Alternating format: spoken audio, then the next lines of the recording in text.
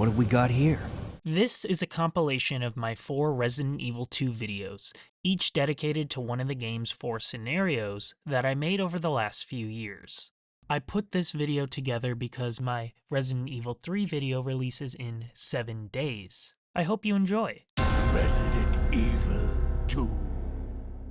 You know, it's so much less intimidating when he gets to the 2. It almost sounds like he's smiling at the end, but not an evil, knowing smile, just a creepy old dude smile. The first game's Resident Evil is so much scarier.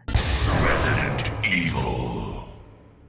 The 2 here just makes him sound like a creepy grandpa or something. As you all may know, part of this channel is me catching up on an old game series I never got around to and critically analyzing them to the point of absurdity. I've done 3 videos on the first Resident Evil remake, which I highly recommend watching before this one. Today we're starting with Resident Evil 2, the classic one. I'm doing the classic game because the remake of RE2 is so fundamentally different from this one that they're arguably incomparable in some aspects, so I'll cover that one at a later date. This is the GameCube port of the original, which I chose due to its improved visuals and accessibility. From my research, the port doesn't have any drastic changes from the original PS1 game, so it should be an authentic experience. The changes that are here are as follows. In-game cutscenes can now be skipped, the title screen voice is actually a little different, so maybe it was more intimidating beforehand. There's a GameCube-specific control scheme due to its odd controller, and apparently the credits have a few changes as well, but that's pretty much it. With all of that established, let's get into the game. As always, I'll be spoiling it entirely, so be wary of that if you haven't played.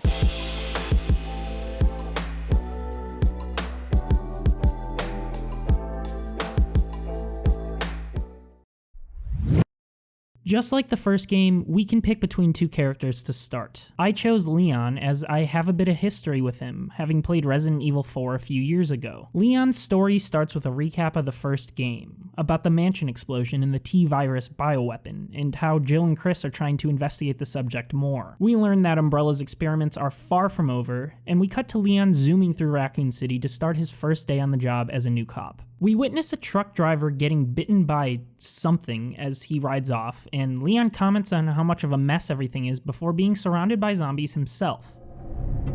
Man, what a mess! What could have done this? What was that?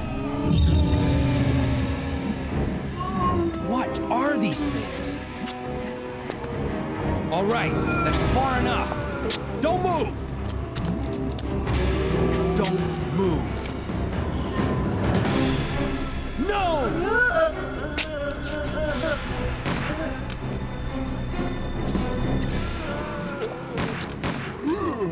Turning into an alley, we find Claire, who I know to be Chris's brother.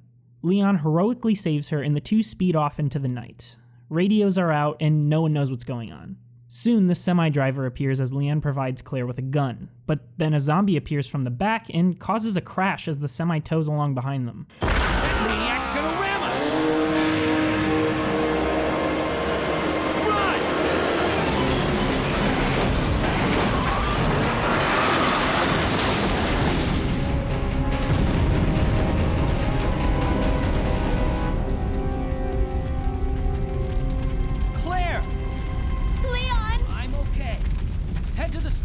I'll meet you there. Okay.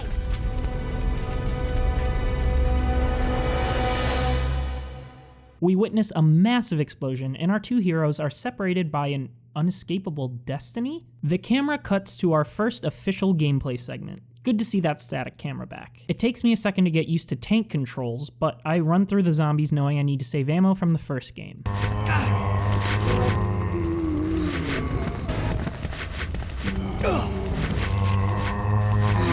Fortunately, we enter a gun shop, but the shopkeeper holds me up thinking I'm a zombie. We quickly clear things up and learn the shopkeeper doesn't know anything either, before telling me we're safe in here as he's keeping a close eye on things. I find some pistol ammo in the back, and Mr. Close Eye here gets absolutely swarmed by zombies that bust through his window. I scramble to put the aim and shoot actions into my muscle memory and get attacked by a downed zombie in the game's first real battle. Great.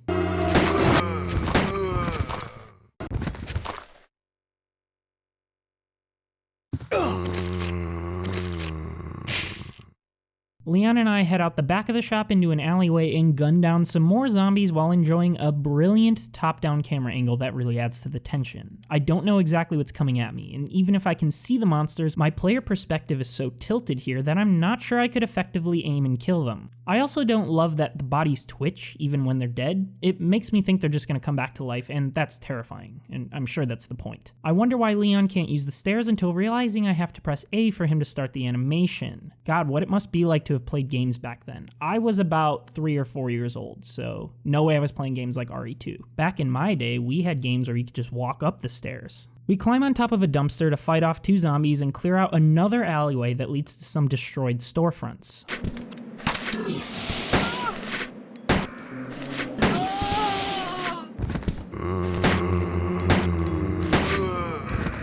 I turn to find a cop getting mauled by zombies and push my way through to a nearby bus.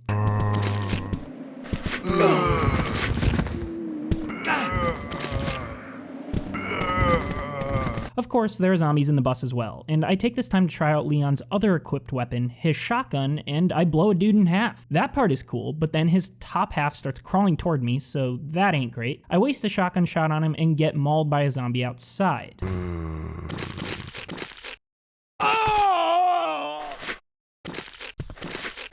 Game over. This is just like my experience with the first game, getting absolutely wrecked in the game's initial 5 minutes. I make my way back to the bus using way less ammo and clear it out. Step back to the spot where I died and simply run past everyone to avoid a similar situation. Looks like the muscle memory of these tank controls is coming back, which I'm quite thankful for. I make my way to the police station courtyard, clearing a few zombies out of it before walking inside. I'm already adapting much better than I did playing Remake for the first time. Back then I couldn't even dodge past a zombie. Now I can fluidly move through an area while gunning down zombies as I see fit. At least, relatively well. All doors in the police station lobby are locked except for one. Walking in, I find a cop taken down by zombies, and he informs me that my party has been canceled. How depressing.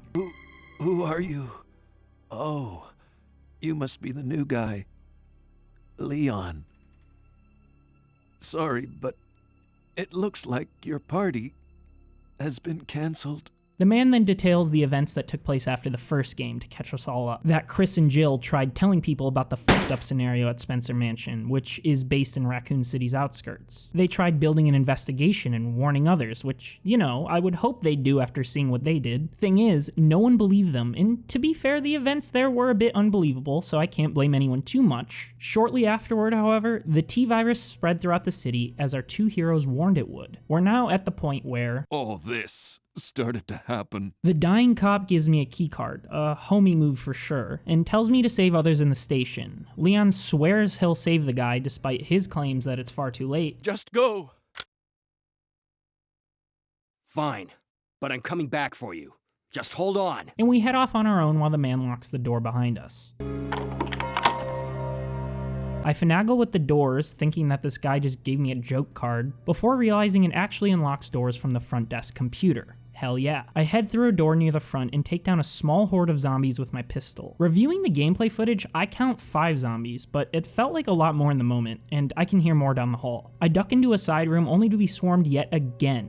Capcom really doesn't give its players a break in these older games, and I honestly find that fantastic. I love the challenge. The angle switches, and Leon and I find ourselves in a room with all of the officers' desks. I bet one of these was going to be his. We find the first of our series staple, the green herb, behind the chief's desk, alongside a locked safe with a 4-digit code in which 4th is spelt wrong. I've got no idea what this could be, so Leon limps on out of there to search the rest of the room. While exploring, a zombie grabs my leg and I stomp its head through. Should have double tapped when I first walked in. I don't really find much, so we head out back to the hallway and heal up with an extra green herb. It also turns out I was wrong and there aren't any more zombies down this hallway, despite thinking I heard them. You know, I'll take being wrong. It ends up being better for Leon and I. The next hallway has some more zombie bodies and I remember to double tap this time. Even then, the bodies are still twitching, which is so freaking eerie and I despise it. I find a door with a diamond shape engraved under the handle, and history dictates that when a door handle has an engraved symbol on it, the key has a matching one. A different door takes me to an interrogation room with a see-through mirror and a small key, but there's no design on the key, so it's probably just a key for some boring place. There's an item through the mirror I can't get to right now, but the hallway's other door has a club engraving under its handle. Otherwise, we reach a dead end, and I think it's safe to assume this set of keys is based on suits of cards, huh? Back in the office, I learn there's a room I missed with a door that leads outside. There's a set of stairs to the second floor, and this is the only way I can get up there so far. Or maybe not, since this door is locked too. Then I remember there's a whole other door back in the front room. In here, I find the first item box and a document detailing a police station rearrangement. The only important thing here, though, is a code to that safe from before, so I can just leave the rest be. Just because I'm curious, I look at the way this game organizes files, and this is honestly heinous. Just 3 colored books with tabs for found notes? Hopefully I won't have to use this much, as I have no idea how I'd find anything important. I used the boring small key to open a small desk in the back and find some extra handgun ammo. Told you it would be lame. I have a lot of this ammo so far, but probably because I'm playing on easy this first time around. The next door leads to a hallway with some locked doors and dripping blood? We cut to a cinematic of Leon's gorgeous young face, looking up to see a venom-looking thing with its brain exposed on the ceiling. It drops down in real time, and I'm reminded of that scene in Remake, with the zombie in the hallway cutscene before the game cuts to real time and you have to move fast to not get bit. In this game, Leon actually backs up a bit in the cutscene, and fortunately I have my shotgun equipped, so I wreck the thing even if it does get a swipe in. But our main man is somehow fine, so I guess it's okay. The next hallway is full of boarded up windows and some ominous green lighting. A side door leads to what looks like a classroom, and I find a document detailing the first attack on the station. We learn that many were killed and communications were destroyed. Also, this takes place 6 days after my birthday. Isn't that exciting? The document also reveals a plan the police have to, quote, prevent this disaster from spreading beyond Raccoon City. Judging by what I know about the later games, that certainly doesn't happen. Interestingly, this note also states that the police chief, Irons, ordered everyone to spread out the station's weapons the day before the attack to prevent terrorists from seizing them, and I don't really know what that means considering terrorists should have a pretty hard time getting into the police station. But what I do know is spreading out guns makes it pretty hard to get to them during a zombie apocalypse, and I don't know, this timing is pretty sus. We also learn that there's still a considerable supply of guns and ammos in the underground weapons storage, but of course they're missing the key and the guy who holds it. Also, the power's out in most places in the station, and they want to restore it. Damn, this place was a mess. It's no wonder everyone here is dead. The rest of the report details various deaths within the station, and describes the venom-like monster I saw earlier, calling it a licker. Creative. I searched the room to find more pistol ammo, some vending machines, and an interesting back area with a strangely situated fireplace and medieval knights. Seriously, this place is weird. Like, why is there a painting above a fireplace called A Sacrifice to the Hellfire in some tiny back room in a police station? I don't find anything else of note, so I head back to the hallway, walking very slowly so I can hear any threats.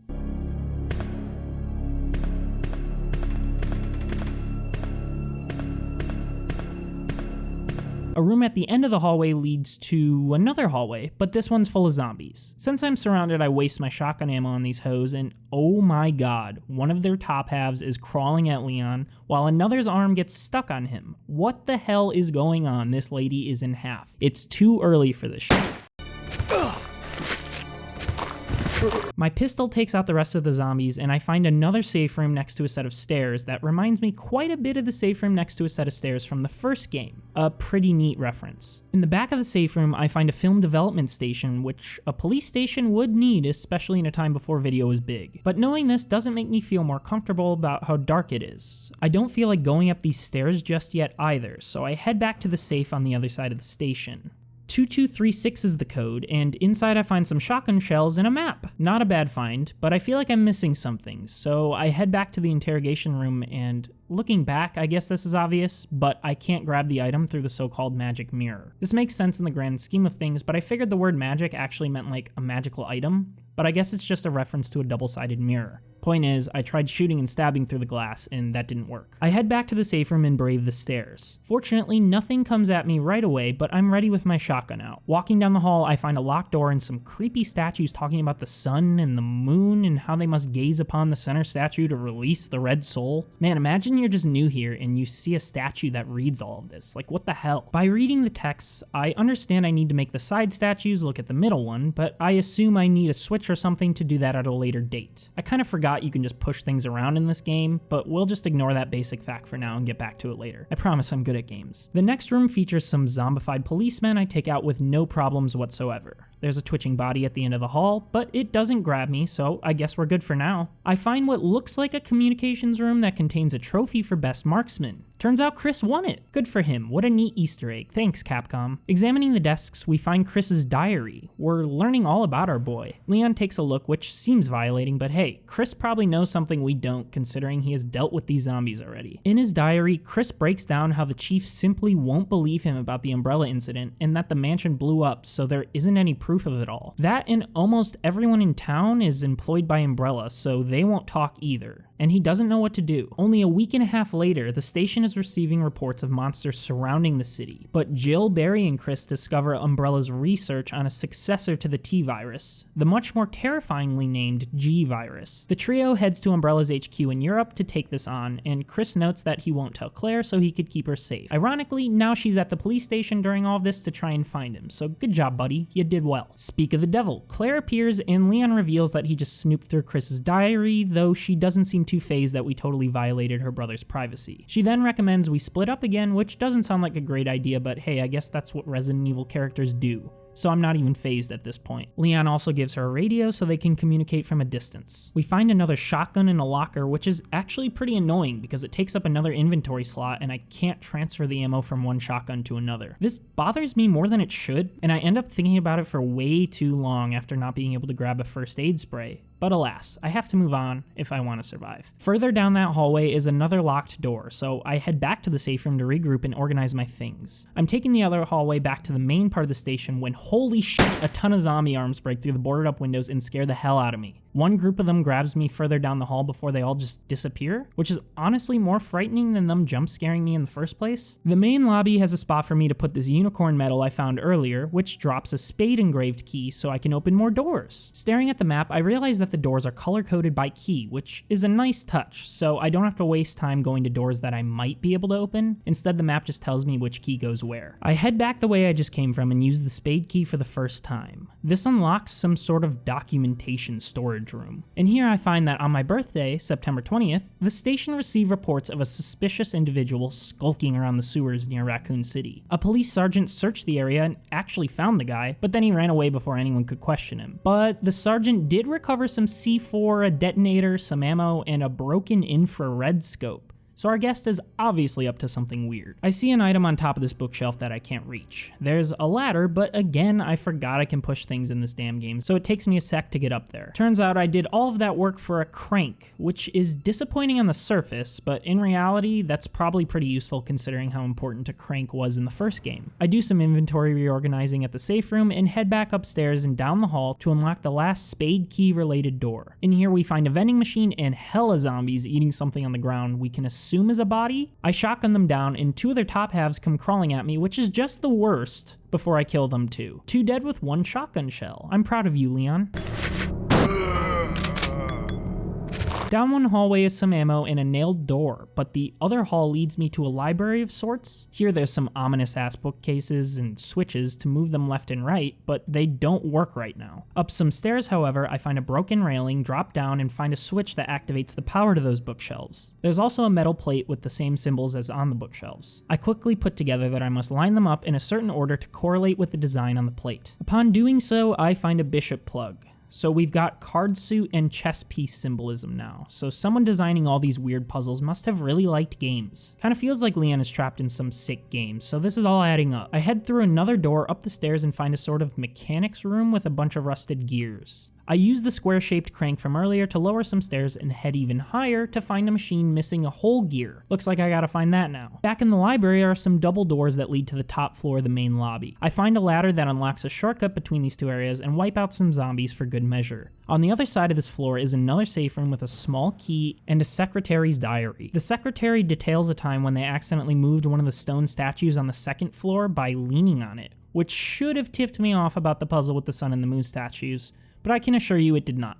For some reason, I guess I'm too dense for these obvious clues. The secretary was absolutely reamed by the police chief for moving the statues before noting that the chief's art collection is literally worth hundreds of thousands of dollars. The secretary then details how strange it is that the chief can afford such expensive art pieces, and that's a good point. They then reminisce on the chief bringing in that creepy painting hanging above the fireplace, which, again, should have given me some sort of clue about something, but it didn't because I guess my mind was elsewhere. The next hallway over features another exciting cop zombie to turn down before one on fire comes around the corner, which may or may not have made me yell in real life. I turn to see a chopper crashed into the building, set on fire, and blocking off a hallway that I'd like to explore, so that's a bit of a pain. I take an alternative path around, which is full of crows that swarm Leon and really just harsh my vibe because I'm used to the slower zombies. What the hell are these crows doing here? Go away. I understand that they were in the first game, but that mansion blew up. Why are they still here?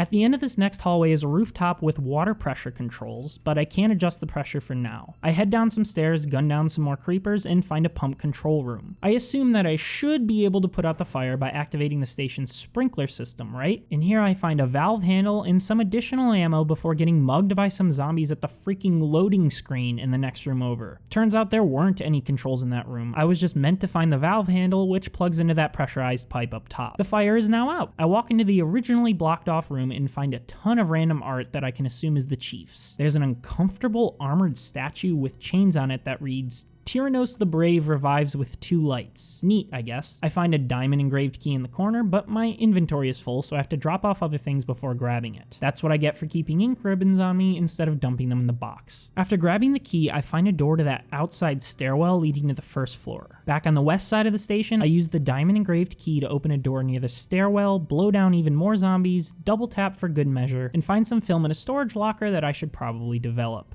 Other lockers have things like shotgun ammo, but nothing too important. The next door, though, takes me back to the room with that officer that Leon said he'd save. I walk in and he actually seems okay from behind, but then a cutscene starts and nope, he's a zombie. Wow, Leon, you couldn't even keep your word.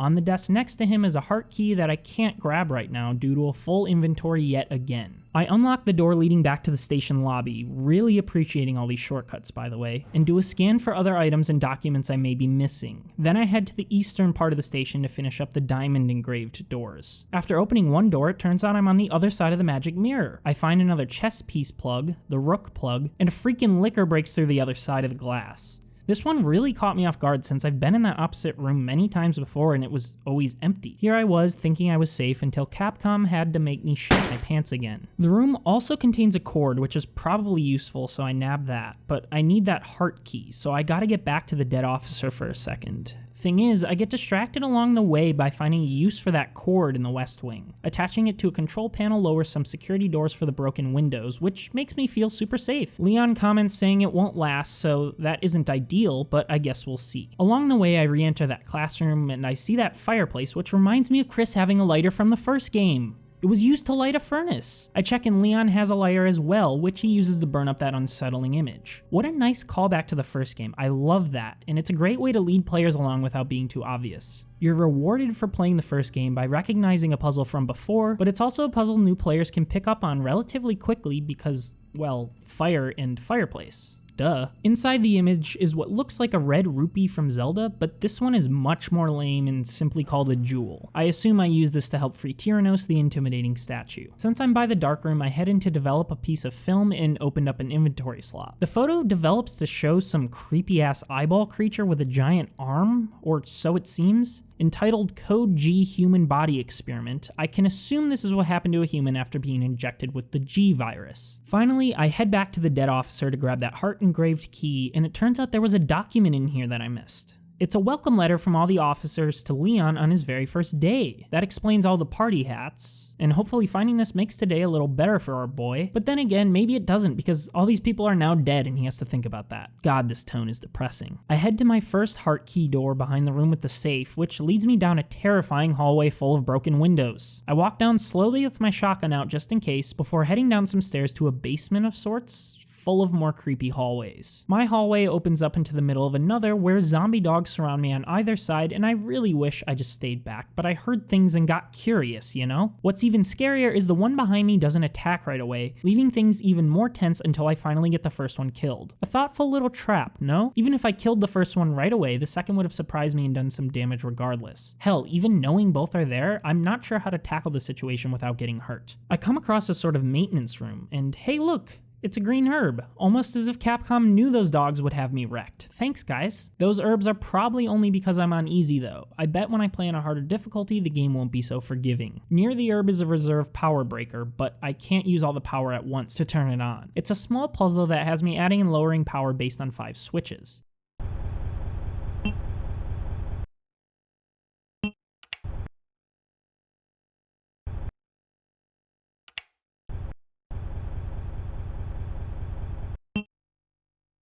I fortunately hit the right combination on my first try, hitting the 80, which is the threshold before the power blows, thank hell. That power turns on a control panel that appears to be in another area. I loot the rest of this room for a basement map, and back to the hall we go. Turns out I turned on a card reader with that breaker, but I have no card to read. Most of the doors down here are locked off to me for various reasons, but I do find some double doors that are actually open. With flies on the lamps and trash bags lining the walls, it's safe to say we've entered some dumping area for crap no one wants. This space leads out into a longer alley though, where I didn't see a zombie dog waiting to ambush me from above. He acts right as the camera switches angles, and while trying to get ready, another one comes from the other side. They pulled the double dog ambush again, just when we thought we were off the hook for a bit. Fortunately, both dogs end up going in front of Leon, so I fire my last shotgun shell and pull out the pistol to finish them off. Leon's hurt again, so I decide not to go down this open manhole into the sewers for now. Instead, I head back a few rooms to the green herb that I left and drop off that crystal near Tyrannos to clear up an inventory slot. I got lost more than once during this time though. I don't know why, but I can't follow this map nearly as well as I did the one in Remake. Maybe it's because that one had more detail since it was made at a later time with new tech, but in RE2 Classic, I'm referring to the map much less than I did in Remake. That said, it's not too hard to remember where everything is, as the police station is full of distinctive rooms, so we have a bit of a trade-off here. I just need to beat my ADHD and pay extra attention to my surroundings. Don't know if you know this, but ADHD makes it really hard to follow directions and retain information like this. Instead of heading back to the sewer, I go the other way in that initial room where I was double dog ambushed, only to find a garage with some perfectly clean looking cars inside. But then there's a gunshot. The camera cuts to a girl who thought I was a zombie thanks to my uniform, which is kind of hilarious because that insinuates the RPD can't handle themselves and they're all just zombies. She introduces herself as Ada Wong, a name I have definitely heard before in another RE game, and claims she's looking for a reporter named Barry? Or so I thought. Again, the audio mixing in this game isn't great and there aren't any subtitles, but I would have been surprised if Capcom reused the name Barry in 2 games in a row. Later on I hear the name pronounced clearer as Ben, which makes a lot more sense. Ada says Ben is locked away here, but the entrance to the cells is blocked by a car. Ada asks Leon for help moving a raccoon police department truck that's in the way. I love how Leon, on his first day as a cop, just goes along with her freeing some dude who was locked up. He doesn't even question why the guy was in there or anything. He just agrees to help. We slowly push the truck out of the way to reveal a door. Wow! After going through it, Ada simply runs off despite Leon's yelling, and I'm left alone, once again, in a dimly lit hallway. It's like RE1 all over again. I head through a door nearby and find 2 dogs locked up in cells. They make both Leon and I flinch at the same time before I gun them down with the pistol. I know these dogs aren't a threat right now, but who knows if that'll change in the future. Knowing what little I do about Resident Evil, I feel like they'd come back to quite literally bite me in the ass if I left them alive. Plus, there's a sewer cap I can't open yet, so we can be sure that I'll be back here at a later date. Might as well use the ammo and clean house while I can. At the other end of that dimly lit hallway is a wire door and an empty cell with green herbs. The next cell, however, houses Ben. Let me guess. You must be Ben, right? Get up, now! Our resident genius here guesses his name and orders him to get up in the toughest act Leon has pulled since the game started. Then suddenly Ada arrives? I got here before her? Is this the guy? Ben? You told the city officials that you knew something about what's been going on, didn't you? What did you tell them? And who the heck are you? Apparently Ben knew something others didn't about the impending local apocalypse and told the police. Ada asks Ben what he knows, but he wants to know who she is first, which is kind of fair. Ada says she's looking for her boyfriend John, who used to work for Umbrella, but disappeared 6 months ago. I feel like that's a lie, but whatever. Ben claims he wants to remain in his cell for safety reasons, but we soon hear a yell from down the hall. What was that? Like I said, I'm not leaving this cell.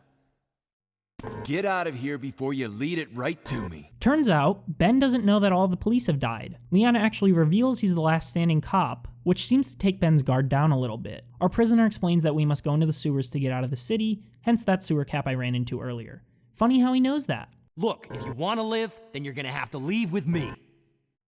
But do you even know how to get out of the city? There's a kennel in the back of the building. Inside the kennel is a manhole. Go through and it'll lead you to the sewer entrance, but it won't be easy. All right, I'm going. Next to Ben is a very convenient manhole opener. I grab that as Ada disappears again and head to the manhole to get down and dirty. Right away there's a massive spider that scares the living hell out of me. Somehow these are much scarier than the ones in Remake, and in case you didn't see my video on the first game, know that I absolutely despise spiders. They're one of the only creatures I simply can't stand being around, both in games and in real life. Apparently Capcom knew I would eventually do a video series on their franchise and thought to put them in to scare me a little extra. Thanks guys. I kill one spider who simply won't come down from the ceiling and shoot him a couple of times after as he falls to make sure he's really dead. Then another swarms me from around the corner and I ain't taking any chances, so it's shotgun time. The shotgun blows this spider into pieces, but Leon comes out of the encounter poisoned, so it wasn't a perfect victory. But at least the spiders are dead. Through the sewer is a safe room and the game's first blue herb that I found, which, as you probably know, is used to cure poison. I save and do some inventory management before heading out to find a gate to the septic pool that's as locked as can be. There's an open door next to the gate, however, which leads into a room with tons of pumps and pipes. There's a massive metal door in here next to a control panel, and it turns out this panel is what the chest pieces are for. I only have 2 pieces right now, so I insert them in and head back out. Ada appears at the gate, which is super convenient, and Leon finally introduces himself like the gentleman he is. I don't think I've introduced myself yet.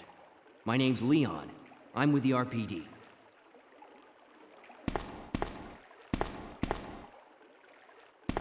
It's a dead end. She says nothing to his introduction, but after some long silence, she states that Leon can lift her into the vents to get around this gate. Here I was thinking she'd just open it like Atreus would in God of War, but instead the perspective switches and I actually get to play as her. That's pretty neat. Capcom totally could have just had her open the door and keep us playing as Leon, but nah, they decided to subvert some expectations. We love to see it. It also doesn't break the design of Resident Evil because both games have had you playing as different characters so far. Ada only has a pistol, some first aid spray, and a photo of what looks like a couple, so I have to be a little more careful playing as her for sure. My attempt to keep her alive involves killing 2 dogs and solving a puzzle where I had to move boxes around to make a path across this flooded gap. Hey, there's a puzzle like this in Remake too, where you first get into the underground lab. That one's a lot simpler though, as you just push the boxes in the water in a line. Here I have to head down and reorganize the crates before refilling the gap to cross. I'm ashamed to admit that this took me longer than expected because I forgot you can step on top of things in this game.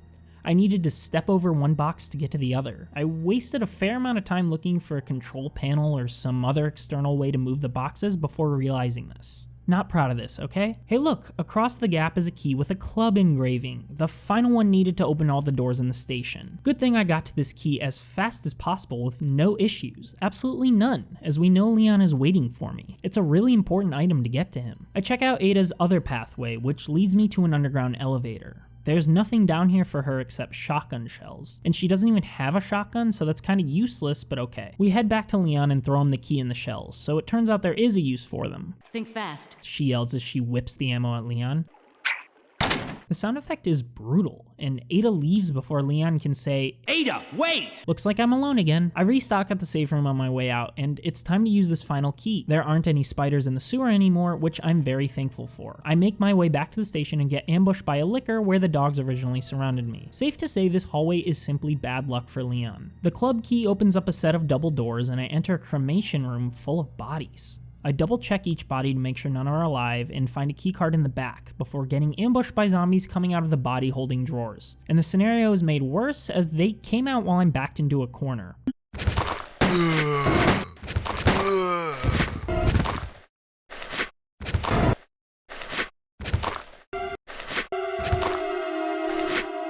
The room is otherwise empty, so I head to that keycard locked door from earlier and head inside. There's an arms storage sign above the door, so I expect some really good weapons. I find a machine gun in an inventory expansion, which is good stuff, though Leon says he should save it for Claire. I didn't do that.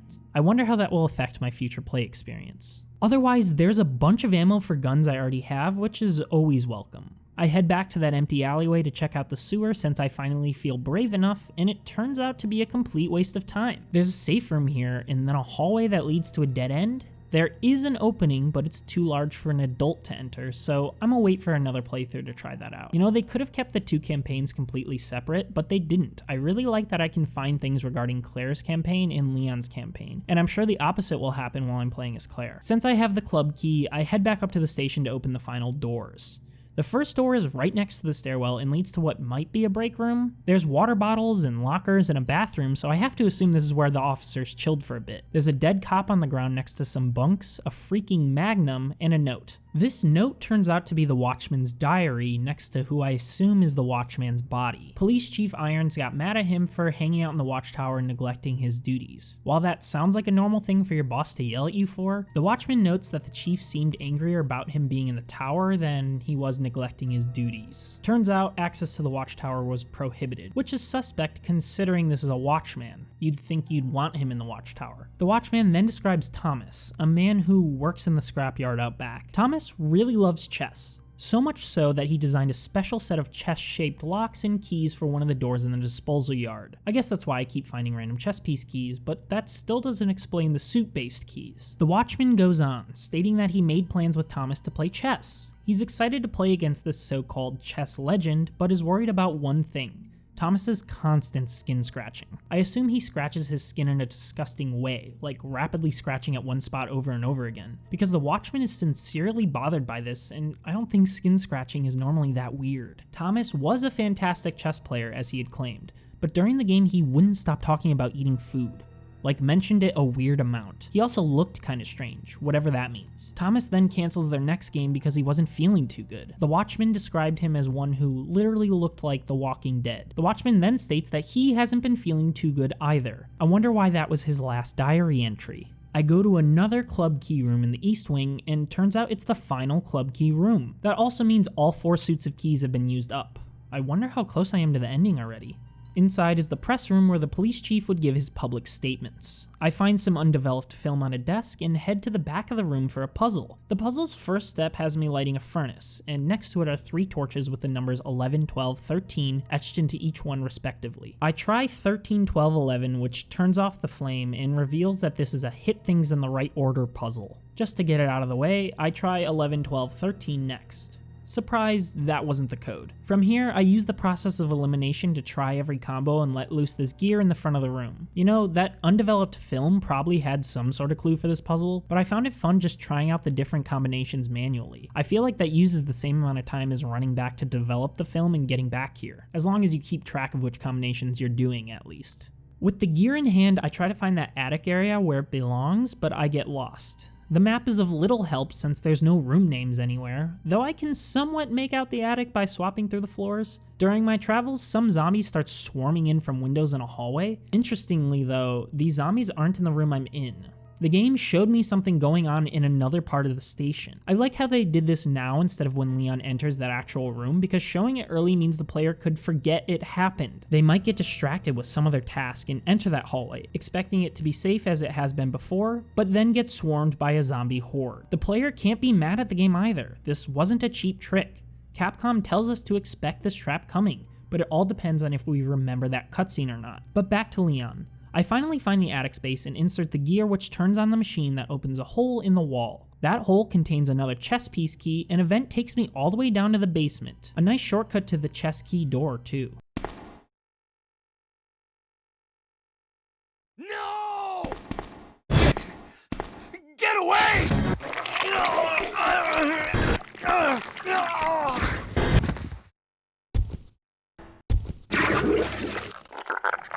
We suddenly hear Ben scream and cut to him getting absolutely destroyed by some eyeball creature. I go to check it out and Ben is mad because he almost got the story. That story he reveals to be titled Bitter Irony.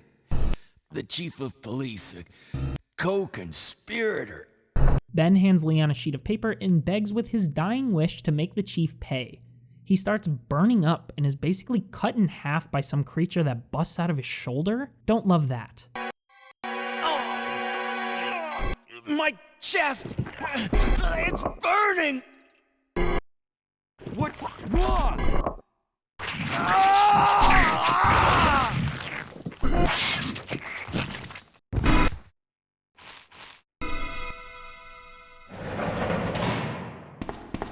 Good God, what was that? Then Ada appears asking what happened, and we read what Ben gave us. A letter addressed to Mr. Brian Irons, chief of the Raccoon City Police Department. The letter opens by mentioning the mansion lab from the first game. It details how the lab was lost due to renegade operative Albert Wesker, but that this was only a minor inconvenience in the long run. Ha!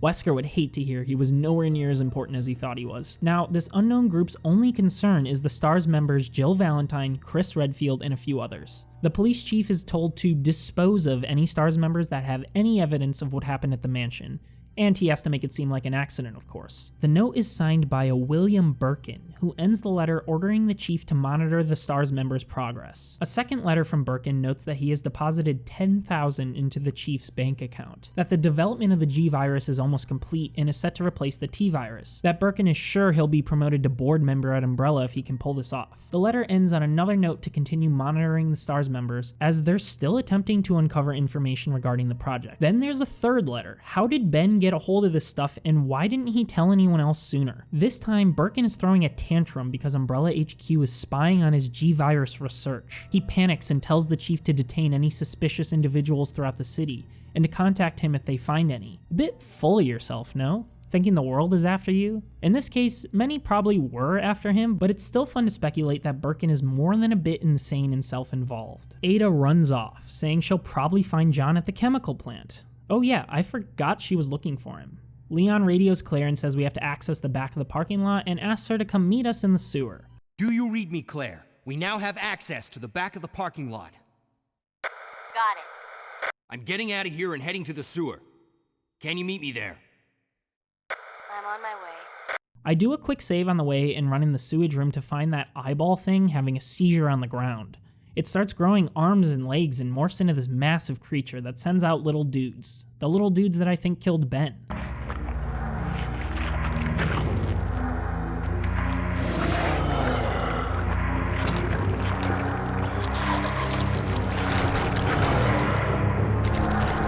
I pull out that submachine gun and blow the thing to bits.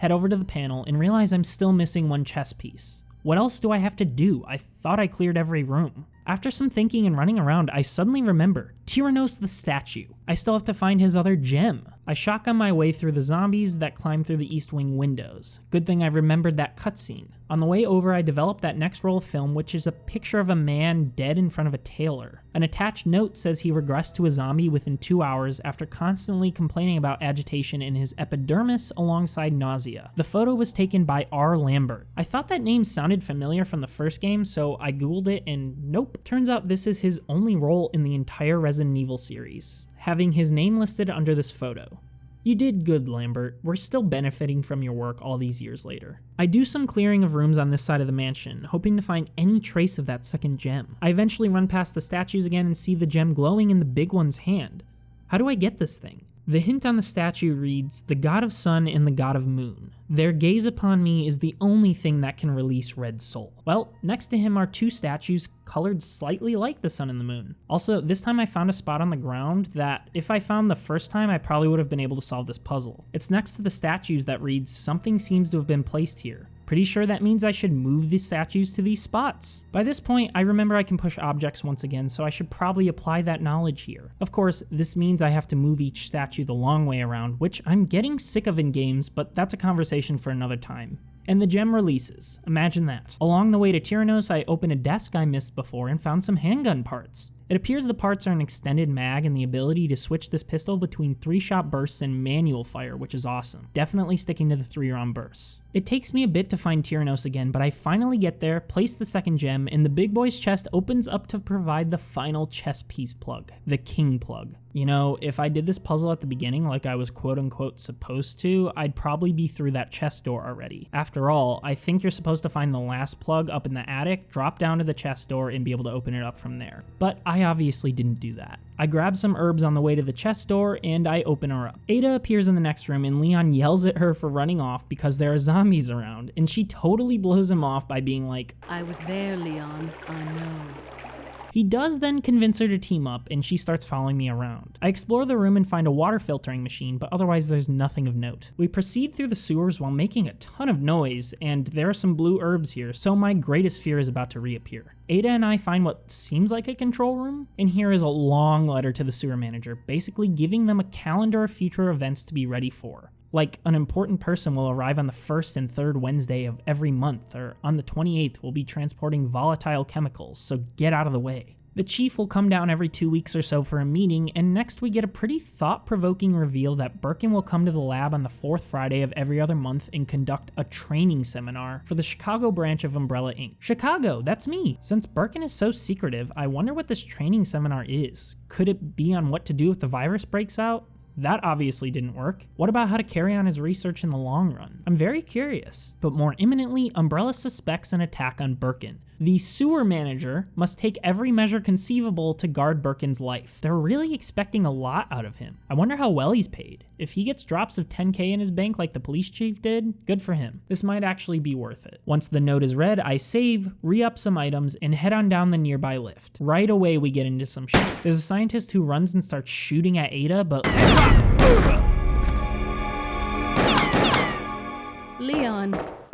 Leon comes in to save the day and takes the bullet for her.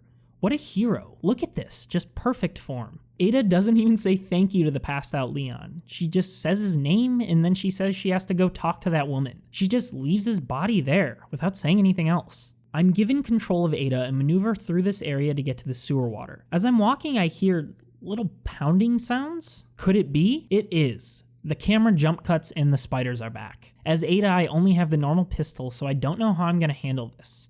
I pathetically battle a spider attacking on the ceiling and get cornered in a spot with 2 bloody bodies.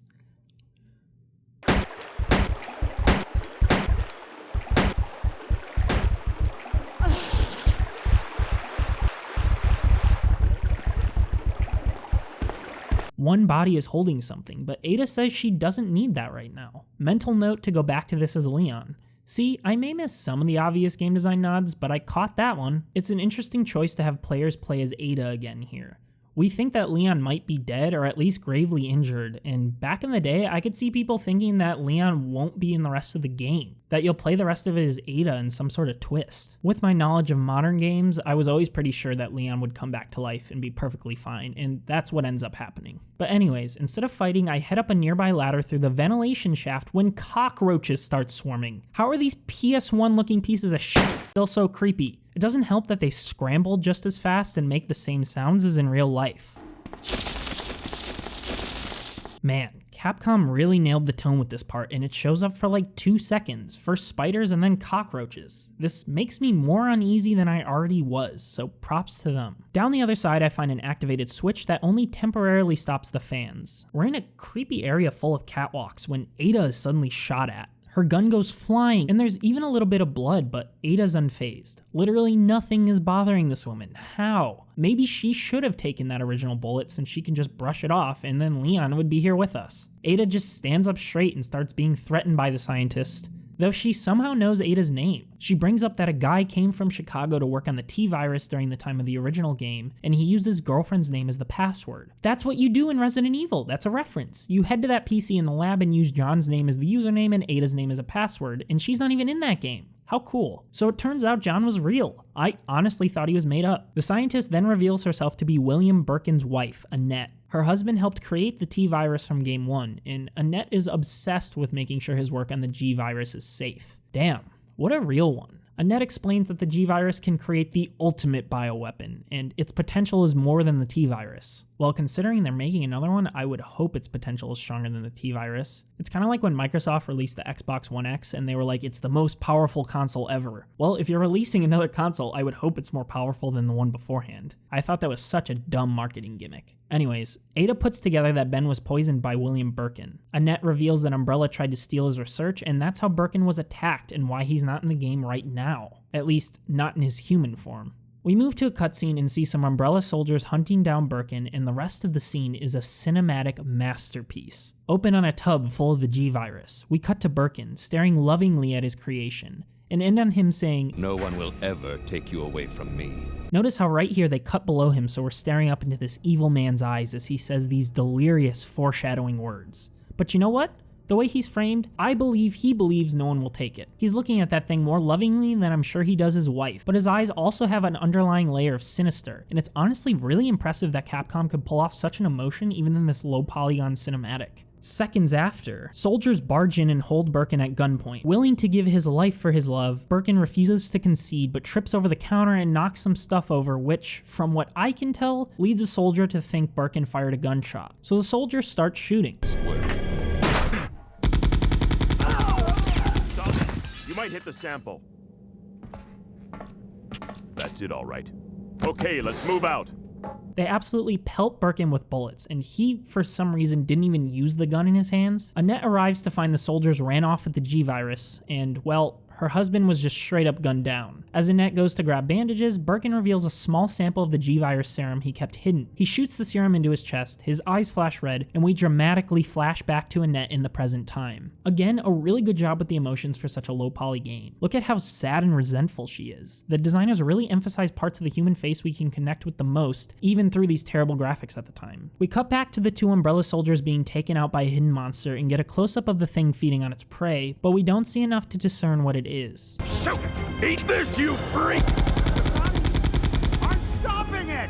What is this thing? Two other soldiers arrive to see a giant purple man eating their fallen brethren and open fire. Of course, the bullets do nothing as the monster charges them. We cut to a giant eye, then hear the man getting eaten. Oh, remember those soldiers that Ada found near the ventilation shaft? This is definitely what happened to them. So not only do we learn that Birkin is a zombie, having transformed from the syringe he injected, but he seems to have crushed all of the G-virus samples in his rampage. We see a bunch of rats swarming the vials, which I assume will be the reason the G-virus spreads so fast. So those rats were the carriers of the virus. Ah, nice. We learn that all G-virus creatures can create offspring in other living creatures, which is what happened to Ben, and is also just one of the worst sounding things ever. And saying that really ticks off Annette as she re-raises her gun at us while yelling no. But Ada ain't no slouch. She grabs the gun, pointing it upward while the two wrestle for control. No.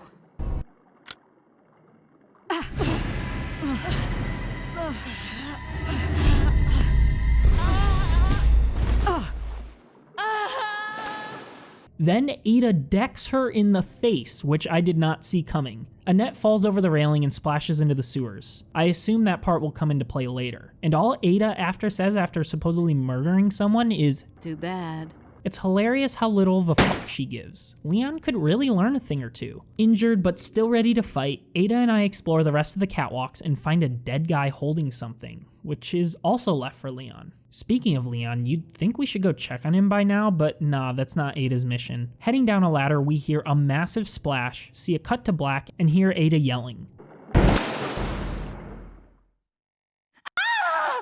Leon, who is apparently fine despite having a bullet in his chest, gets up to go look for her, and we're back as our main man. I check out the soldiers that Birkin killed and find a wolf medal. Hey, one of these were in the first game. It opened the secret entrance to the lab. The other medal was a golden one with an eagle on it. I bet that's in this game too. Unlike with Ada, the fan is on full blast here, so I have to fight the spiders as Leon instead of running. But at least he has some decent guns to fight with, so I'm a little less scared.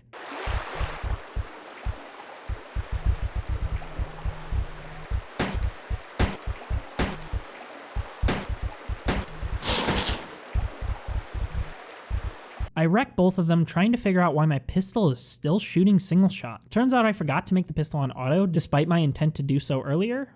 Weird. I find more spiders deeper in the sewer, which just sucks. Listen to that constant pounding, it's eerie as hell.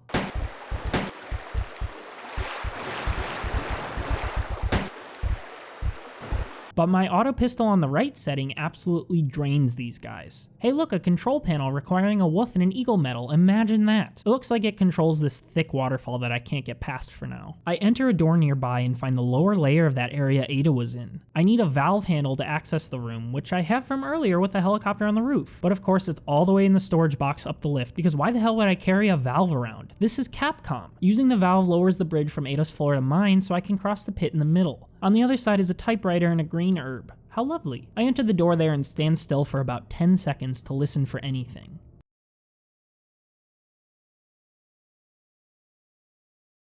And I hear nothing, which is honestly more terrifying than hearing any sounds. I say nah and look for other routes until realizing there aren't any. So to procrastinate, I lift that bridge back up just to see if I can, and then enter the tunnel. I decide it's best to just sprint through since I can't hear anything. I might as well face the monster head on. I find a high pressure gas cylinder that must be removed only during an emergency, and head to the end of the area to find Ada unloading at the water. Suddenly, a massive alligator jumps out and attacks Leon. When I was playing the game, I was like, did he just get munched on or was that a glitch? Looking back in the footage, Leon totally gets caught in between the teeth and straight up should have been bitten half.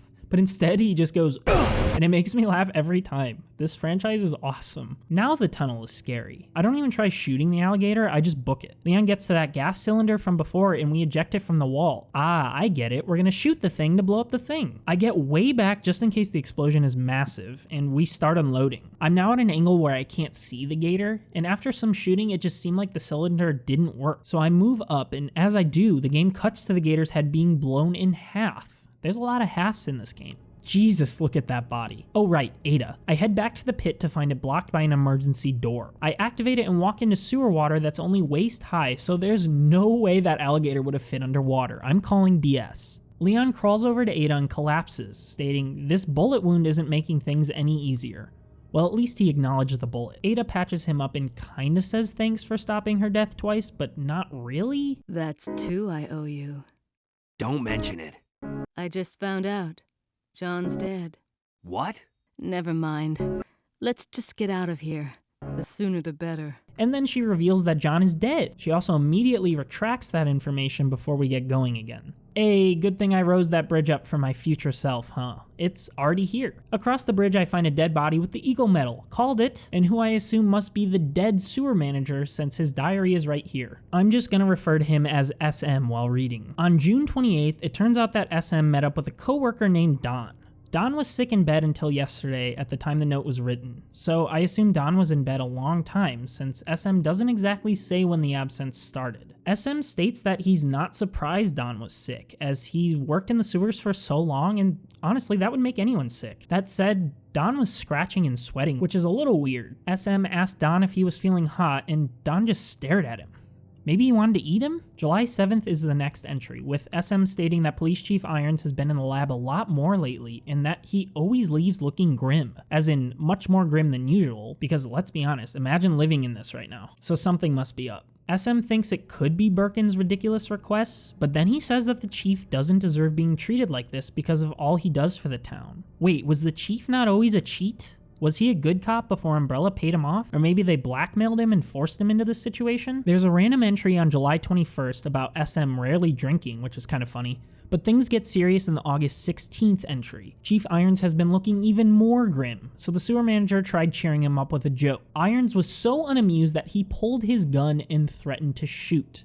Imagine making a joke that bad that someone wants to shoot you. Understandably, SM wasn't a fan of that, especially since Irons needs him to enter the lab. SM is the one who holds the Eagle Medal after all. This is what it means for the Chief to serve and protect, SM concludes with. On August 21st, man, this guy doesn't write in his diary much. Birkin told SM that the police and the media are investigating Umbrella, might even investigate the sewers, and that SM better keep any information private or he'll lose his job. Well, we can see here the man died from a bullet to the head. Maybe he was a zombie and somebody shot him, or he could have killed himself after all that's happened? Talk about grim, but we can be pretty sure that information was kept private. With both medals in hand and all the notes read, Ada and Leon head back through the fan vent, after slowing it down of course, and get back to the control panel by the waterfall. I put them both in and the water dissipates completely. A little dramatic, no? We head through the door and on the other side is a narrow walkway within a carved out tunnel. A door at the end of it leads to a sky tram of all things. We get inside, though I'm sure something bad is going to happen here. Sky trams and horror are always a bad combination. Next thing I know, Ada gets slammed on the ground by a zombie fist through the ceiling. This thing hits her so hard that she goes limp, but then she just stands up again? I genuinely thought she got knocked out like Leon did earlier, but again, she gives no fucks, so good for her. We reach the other side of the tram and shoot a flare into the tunnel, which gives us enough light to see a door key in the corner. You know, that's a lot of effort just to find the key. Imagine if you worked here and had to do this every day.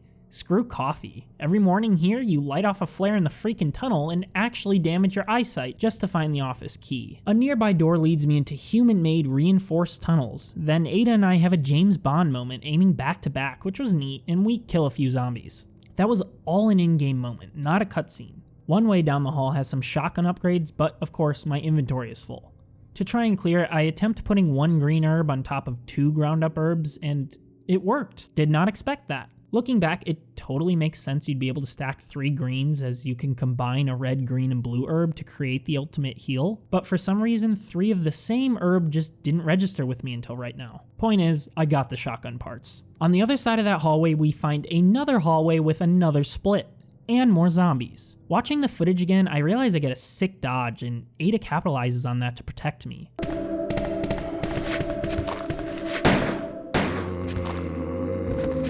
Another cool companion gameplay moment. Pretty sure Ada is smarter than most modern companions, but maybe it seems that way because the world here is less complex than a lot of modern games, such as open worlds, and she's also only a companion for a few brief moments, so there's less time for flaws to appear. We find more herbs before heading up a ladder on the other end of the hallway. Up here is a safe room with some ammo, heals and such, and I'm feeling pretty good, you know? I'm stocked up with everything I need, healed up, and have Ada with me. This is just a recipe for something to go wrong. Turns out we're in the middle of a factory, and there's a tram car outside. We get in and find some keys to turn the tram in another direction, and the factory starts lowering an elevator with us inside. Ada once again gets absolutely wrecked by the clawed monster, and is actually knocked out this time, which sucks, man. She was going strong. Leon tells her to snap out of it for some reason.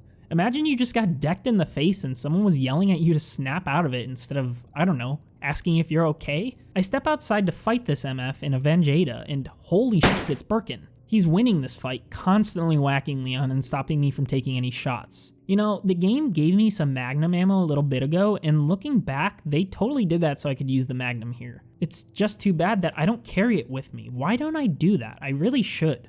Maybe it's because I'm playing on easy and didn't think I needed it. Anyways, Leon carries Ada to a safe room where she essentially confesses her love to him.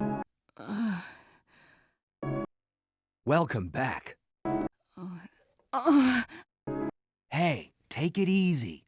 We're inside Umbrella's secret lab. I'll go find something to treat that wound, so just rest here in the meantime. But I'll only slow you down with these injuries.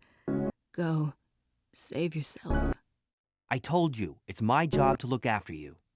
But you'll be in danger if you stay with me. I know I've only known you for a short period of time, but I really enjoy being with you. To which Leon says, And then she says something that I cannot believe she feels after such a short time. I know I'm not capable of caring about anyone, but I don't want to lose you. We're leaving this place together. Wait here for me. I'll be right back. Damn. Leon and I case the room for ammo and items, save, and head out.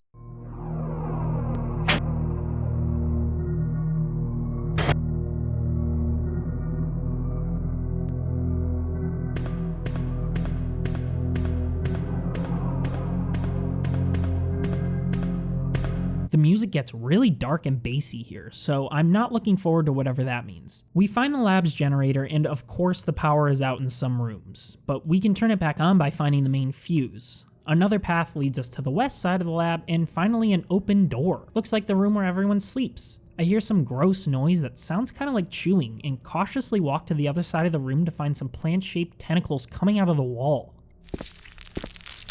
They're just flailing there all slimy. It's gross. I realize one dude was actually about to kill it, since there's spilled oil everywhere next to some bodies. But guess what Leon has? A lighter.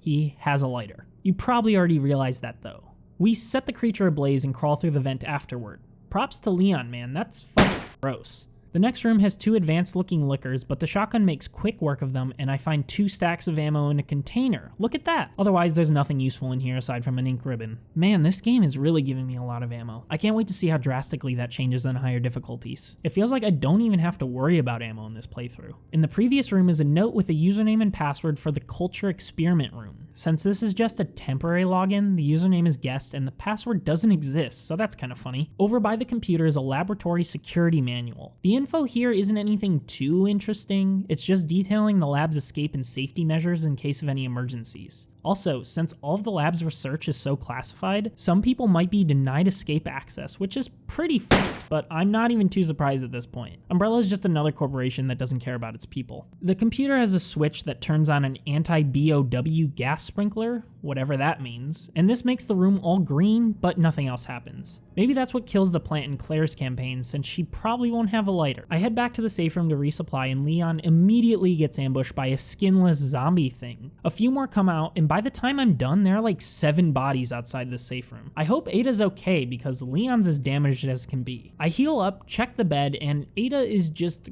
gone, so that's cool. Once again, she goes off to do something assumedly reckless. Leon is gonna be so disappointed, but hey, that is how she likes to live life, so maybe he should chill a bit. Now to the lab's east side. We find a safe door with what looks like ice all over it, and look at that, the room inside is frozen over. We find a control box for super low temperature environments, which requires a superconductor fuse case before we can get it working. Turns out there's one right next to the console. We set the fuse inside, and a machine places some sort of tube into a holder, which unscrews the main fuse that's needed for the breaker system. I place it in, and the lab's power is back online. Time to check out all the doors I couldn't before this.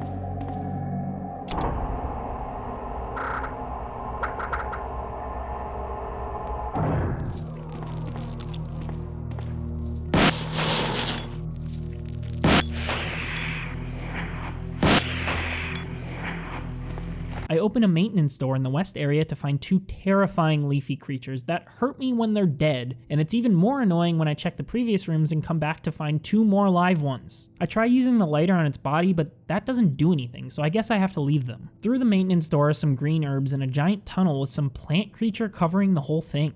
Leon slides down a ladder to an even deeper part of the lab. Floor 5 to be specific. We fight off some advanced lickers, and I start thinking, maybe these green monsters are entities who have been infected by the G-Virus for way too long, just stuck down here without any exposure to the outside world. That could be why they're stronger and more vicious than creatures I fought in the station. One door asks for an MO disc like the first game, but I don't have one right now, so I head even deeper into the lab. Each room is looking more and more industrial as we go on, and it's just all so eerie. I don't like it.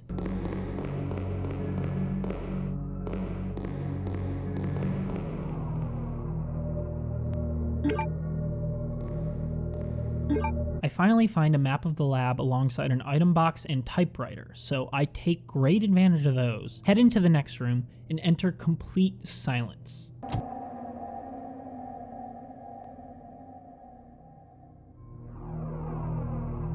Leon and I stand there for a few seconds before the ominous music starts playing again. Turns out there's nothing in that hallway, so we move out to find yet more confusing rooms. Through one door, I finally get to use a weapon box key from earlier, which nets me some magnum parts. Next to here is a room basked in orange that leads to a testing center with a few zombies inside. Leon ends these hoes with that burst fire pistol, takes a bite to the leg, and finds an Umbrella lab card key, so that's pretty convenient. I use the keycard down a sack-filled hallway only to find a sack-filled room with a massive moth that makes my body shiver out of disgust. We gun it down before it can make an attack, brush some of its larvae off the keyboard, and find the culture experiment room's staff registry. This is where I put in the guest information from earlier, scan Leon's fingerprint, and become validated for 24 hours, whatever that means. It probably opens another room or something. I think I've done everything I can on this floor right now, so I head back up the long ladder to check out the east side of things. Opening up the maintenance door here reveals no enemies, thank hell. The game does love to play with expectations. Leon and I find a terminal that requires 2 employee fingerprints to open. Since Leon is registered as a guest, one of them works for some reason. I thought this was weird at first, that a guest fingerprint would open such an important seeming door, but I guess if you're down here already, you probably have some sort of clearance in the first place. Since I don't have a second fingerprint, I check another room nearby. I find some magnum bullets and a ton of zombies in the corner. The shotgun takes them out with no issues, but I ain't taking any chances with their bodies coming up to attack me. Always gotta double tap.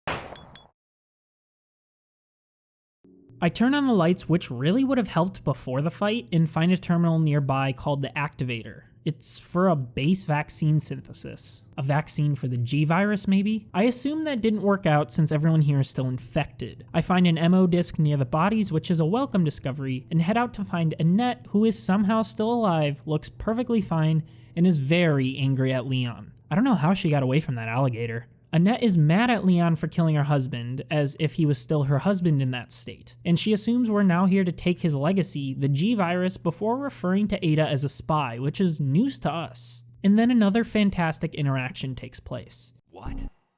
You really don't know anything, do you? Annette calls him gullible, and you know, it's kind of funny to imagine some 24-year-old lady yelling at a 21-year-old for being gullible. Annette did a background check on Ada, and while at first I was like, yeah, right, no way you could facilitate that. But thinking about it more, it's quite likely that the Birkins had the resources to conduct a background search on a supposed spy, and this isn't the worst idea to provide exposition for the player. Annette learned that Ada became John's boyfriend to learn about Umbrella, to which Leon, who has known Ada for about an hour now, replies, That can't be. I know her. Ada wouldn't do something like that. Unfortunately, he doesn't get a chance to reminisce on how stupid that sounded because Annette gets ready to shoot him. But before she can fire, a convenient earthquake starts and metal pipes fall out of the ceiling right on top of her head. Annette's face plants into the ground, and this looks like the end of her traumatic-seeming life. Leon searches her body to find the G virus. Then it turns out the self-destruct sequence has been initiated, and I'm assuming that's due to Ada or maybe Claire? I'm sure we'll find out eventually, but right now it just sort of happens. Another fun callback to the first game as well. The Umbrella lab is going to blow and you have to escape. Back near the main battery, Ada appears, stating she's been waiting for me, but also aiming a gun in Leon's face. I've been waiting for you, Leon. What are you doing? This poor guy can't go 5 minutes without a gun pointed at him. She demands the G virus while Leon becomes visibly disappointed in this woman he has known for less than half a day. Don't make me shoot you, she says. Leon calls her bluff with a simple, you can't do that, and to his credit, he's right, as Ada lowers her gun before getting shot by a somehow still alive Annette, who collapses into the ground in what I assume was finally her final act.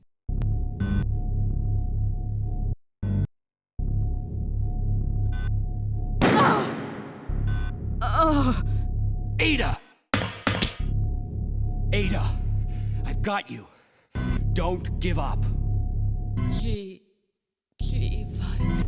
She manages to mutter out one last G virus, though it honestly sounds like GG, which is 10 times funnier. Being shot in the shoulder, Ada falls over the railing, which seems a bit dramatic considering she's a trained spy and should know how to take a bullet in the shoulder, but Leon grabs her to save the day. Or so he thought. Shut up, he says, and the scene turns a little more romantic than I'm comfortable with. Wait, Leon. We both know it. No! I promised you that we would escape. You just have to help me out here. I really wanted to escape with you, Leon. Escape from everything. Goodbye.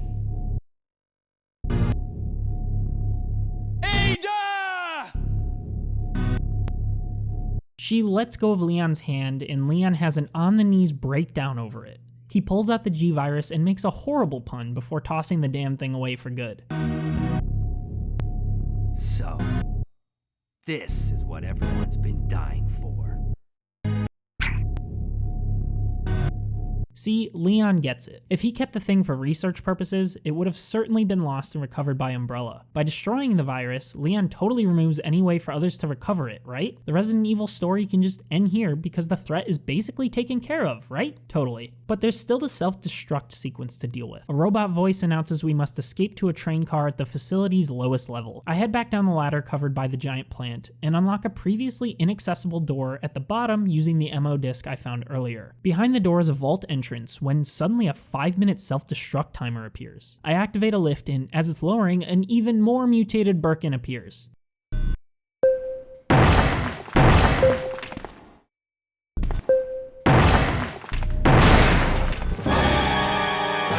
He's kinda easy to fight at first since he walks so slow, and I use the submachine gun to plow through his health. After a few clips of the submachine gun, Birkin transforms again, popping a mouth out of his chest.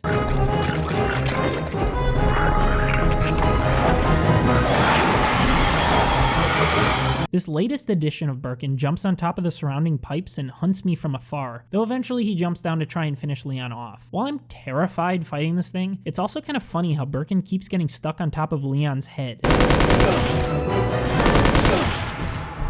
Despite getting munched on and hit a ton, Leon survives this thing long enough to kill it. And what appears to be the final Birkin mutation dies a slow death, and the elevator door opens with over 2 minutes to spare. Leon runs to the moving train, which already has Claire inside controlling it. He misses his chance to get on the car with her, but jumps on at the next opening. Or at least, I think he does. They don't actually show it. We just see Leon sort of slide out of camera and cut to an awkward view of the train sliding away. But then there's an explosion just as we're escaping, so I really hope he got there.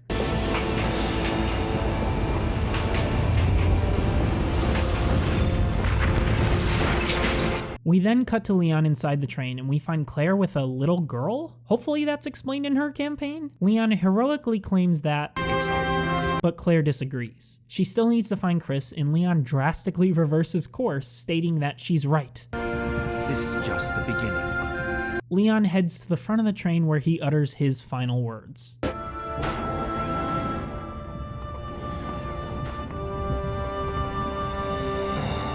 Goodbye, Ada. End scene. Now, I know there's a Leon B campaign and Claire's 2 campaigns, so there's a lot to be revealed, but I'm gonna give my thoughts on what I just played. The game was way shorter than I expected, coming in at around 5 hours from my first playthrough, but then again, I was playing on easy, so I didn't really have a challenge. That'll change in future campaigns now that I'm used to the game. When I finished playing, I remember thinking, that's it? I didn't enjoy the playthrough nearly as much as I did Remake, at least not at first. But doing this video, analyzing every moment of the campaign and noticing all the neat design choices, cheesy dialogue, and fun gimmicks, I remember the game a lot more fondly. I really enjoyed looking back upon it, and I'm more excited than ever to get to the other campaigns. I know they're gonna flesh out my thoughts even more. I liked the puzzles that took me a while to figure out, and Leon's innocent, well-meaning behavior was a funny contrast to the dark nature of the rest of the game. And realizing my feelings on games is the reason I do these videos in the first place. To reminisce and give certain games a critical examination, allowing myself to process my thoughts and understand what I liked and disliked on a piece-by-piece basis. Eventually, whenever I decide to make my own game, I know that these retrospectives will provide me a lot of insight. Now it's time for Leon's B campaign. Or is it Claire's A campaign? I'll have to look it up and see.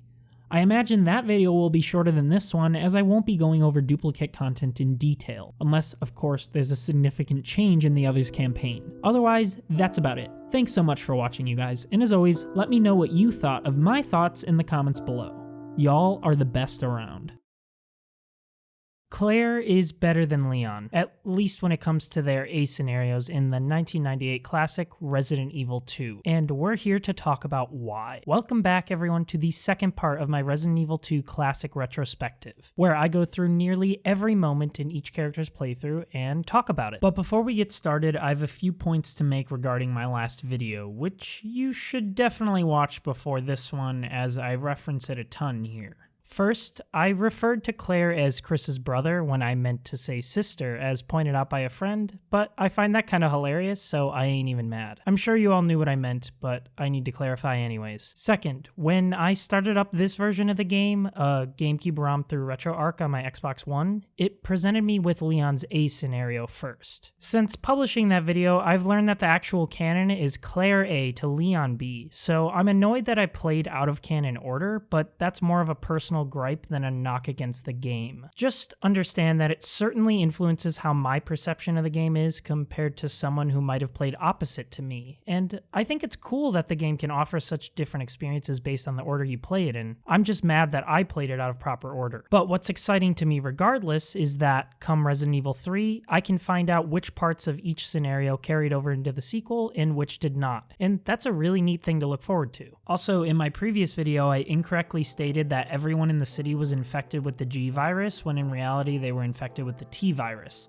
The only person infected with the G virus is Birkin, as he created it, but then he died before it could get anywhere. Also, this video spoils some of The Last of Us, so if you still haven't played that game yet, you might want to do so before watching it. All of that said, let's get into Claire's A scenario. Riding a motorcycle, Claire's intro is immediately more badass than Leon's, who was just strolling through town in his police car. Though her badassery is cut short upon what seems to be her first ever zombie sighting in a nearby bar. Hello.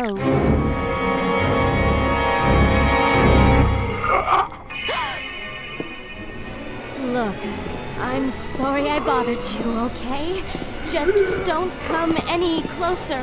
Sprinting for an exit, we burst through the door to find Boy Wonder himself pointing a gun at us, tying into Leon's cutscene from my first playthrough. As we know, he isn't aiming at Claire, but instead a different zombie, and they get in his car together to go deeper into town. However, the two don't get to talk long as we get surprised by the Leon lookalike zombie in the back of his car, separating our hero's destinies once more. Interestingly, despite Leon in the driver's seat and Claire in the passenger seat, just like how Leon's A scenario was, Claire ends up on the same side of town as he did, which doesn't make any sense. After all, the car crashes and Leon still gets out on the driver's side and Claire on the passenger side. But maybe they didn't have time to craft two separate intro areas, or maybe this changes in their B scenarios. Either way, being on this same side means entering the gun shop once again, but instead of having a macho bro talk like with Leon, the shop owner hits on Claire, calling her Babe, darling, and girly, creepily claiming that he'll protect us, but we all know what's going to happen. I definitely could have done without the comments, but he gets what's coming to him as the zombies bust through the glass. Otherwise, Claire's approach to the police station was much less eventful than Leon's, as I know to avoid zombies and not waste ammo this time around. Her interaction with the dying cop wasn't much different either, though we do learn that the last contact with Chris, her brother, was 10 days ago, which is new information. Gotta love how they chose to record creepy new dialogue for the shopkeeper, but only one new line for the cop who could have revealed some interesting plot details or something of the sort. Though, I do think it's funny that in both scenarios, the cop mentions saving the other survivors in the station, making it seem like there are a whole bunch of people in the surrounding rooms, but there really aren't. There's just a whole bunch of zombies. I open the doors with the card key he gives me, find that note with the safe code, and use Claire's lockpick to open a desk and find a first aid spray. That's right, Claire gets a lockpick instead of a lighter, just as Jill did in the previous game, which is something I find much more useful. Funny that I started with Jill first in game 1 and Chris second, but did the opposite in this game. Part of that is because Resident Evil 2 presented Leon's A campaign to me first, so I figured that was the proper order, but as mentioned earlier, this isn't the case. This liquor gets some good damage on me, but I gun it down before it lands a final hit, and Claire and I move on to find that note detailing Chief Iron's suspicious-ass choice to move all the ammo caches days before the zombie apocalypse breaks out. This same room features that painting above the fireplace that Leon can burn with his lighter, marking the first disadvantage to Claire's lockpick. That said, I know I'll find one later, as I need to burn this picture to find that gem to place in good old Tyrannos the Brave. I take some damage on my way to the safe room under the stairs, but get myself into a corner and blow down all the zombies with my surplus of pistol ammo. The safe room remains relatively unchanged from my visit with Leon. Upstairs, I solved that puzzle with the statues right away, acquiring Tyrannos' other gem much earlier than I did last time. My problem last time, of course, was due to my lack of puzzle-solving skills rather than a limitation placed by the devs. Since I've already played through this campaign once, I'm much more in the Resident Evil mindset that I need to be if I want to be any sort of successful while playing. The next set of areas, however, mark the first significant change from Claire's A scenario to Leon's. It begins when I enter the STARS office. Inside a locker, I find a grenade launcher, which Leon certainly didn't have access to, and that I assume will make Claire's time in the station much more bearable. The next change is after reading Chris's journal and grabbing the unicorn medal. Leon and Claire do not meet up here like in his campaign. Instead, before leaving, the fax machine lights up and in comes a document detailing an investigation undertaken by the Section Chief of Internal Investigations at the U.S. Federal Police Department, Jack Hamilton. Chris himself requested the investigation, and while it didn't turn up much regarding the G virus, it did reveal some suspect activity by none other than Chief Irons. The document notes that Irons has allegedly received a large sum of funds in bribes from Umbrella Inc. over the last 5 years, and that he played a part in covering up both the Mansion case and other Umbrella-involved cases as well. Not only this, but Irons was arrested more than once during his time at university under suspicion of sexual assault. Unfortunately, after spending some time under psychiatric evaluation, he was released shortly afterward due to circumstantial evidence, meaning evidence that infers his innocence rather than proving it, as well as his high academic standing. Strange that this wouldn't have shown up on a background check when becoming the chief of a police station.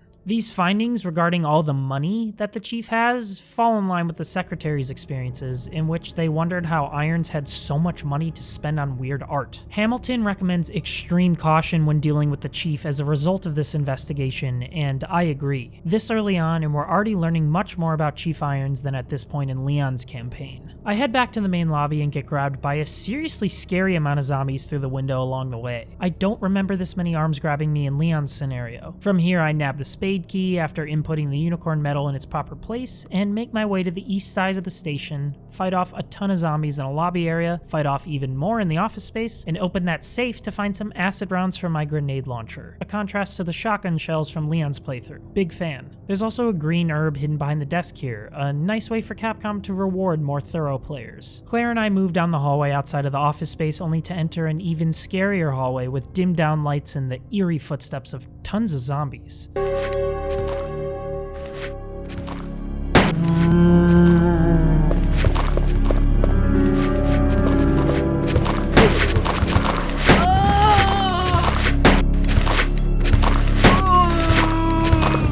I realize I wasted my time going this way, only after entering the interrogation room and finding nothing but handgun ammo, but at least I cleared out the Evil Dead clogging up the hallway to make things easier on myself later. I make my way to the first spade key door and enter the file storage area with that note about the suspicious dude noticed in the sewers with the C4 and stuff, and have Claire push the stepladder toward that file cabinet to grab the crank, only to realize that my inventory is full from mindlessly grabbing an ink ribbon earlier in this room. This is the first time my inventory management skills have failed me this playthrough. Instead of returning to the safe room to swap out items, I use a green herb despite my health being mostly full and move on with my life. I figured this would be a safe option since there are so many herbs I haven't grabbed yet, such as those in the outer stairwell leading to the second floor, and I need this crank. Speaking of the second floor, I head up there past the statue room only to find a little girl being chased by a cop zombie, the girl who I assume is the one Claire was with at the end of Leon's scenario. I clear the zombie and run toward the direction the girl went, only to find it locked, so I don't know how she made it through there, but whatever. This marks the final spade key door, so we toss that aside and run into not the girl, but Sir Leon for the first time since our destinies were separated. Asking about the girl, Leon simply responds, "Yeah, you just missed her." As if it isn't at all alarming that a little girl is running through the station by herself. That's not very heroic of you, Leon. He hands us our radio here instead of in the SARS office like in my previous playthrough, and we head off to find the girl. It's at this point I realize what is obvious in retrospect, that Leon's A scenario must connect to Claire's B B scenario and vice versa, so I'm not going to see any of the effects from my first playthrough until I play through her second campaign. I hadn't thought much about the scenario connections until now. I assumed that whichever campaign I played first would have an effect on the one I played second, evolving from the vision of the first game where there weren't multiple scenarios for each character, simply one for each. Here, I just thought that the B scenarios were bonus content, but that's clearly not the case. Before leaving, I unlock the nearby desk to find some flame rounds, and we enter the library to solve that bookshelf organization puzzle, which is exactly the same as in Leon's scenario, so we'll skip over the details this time.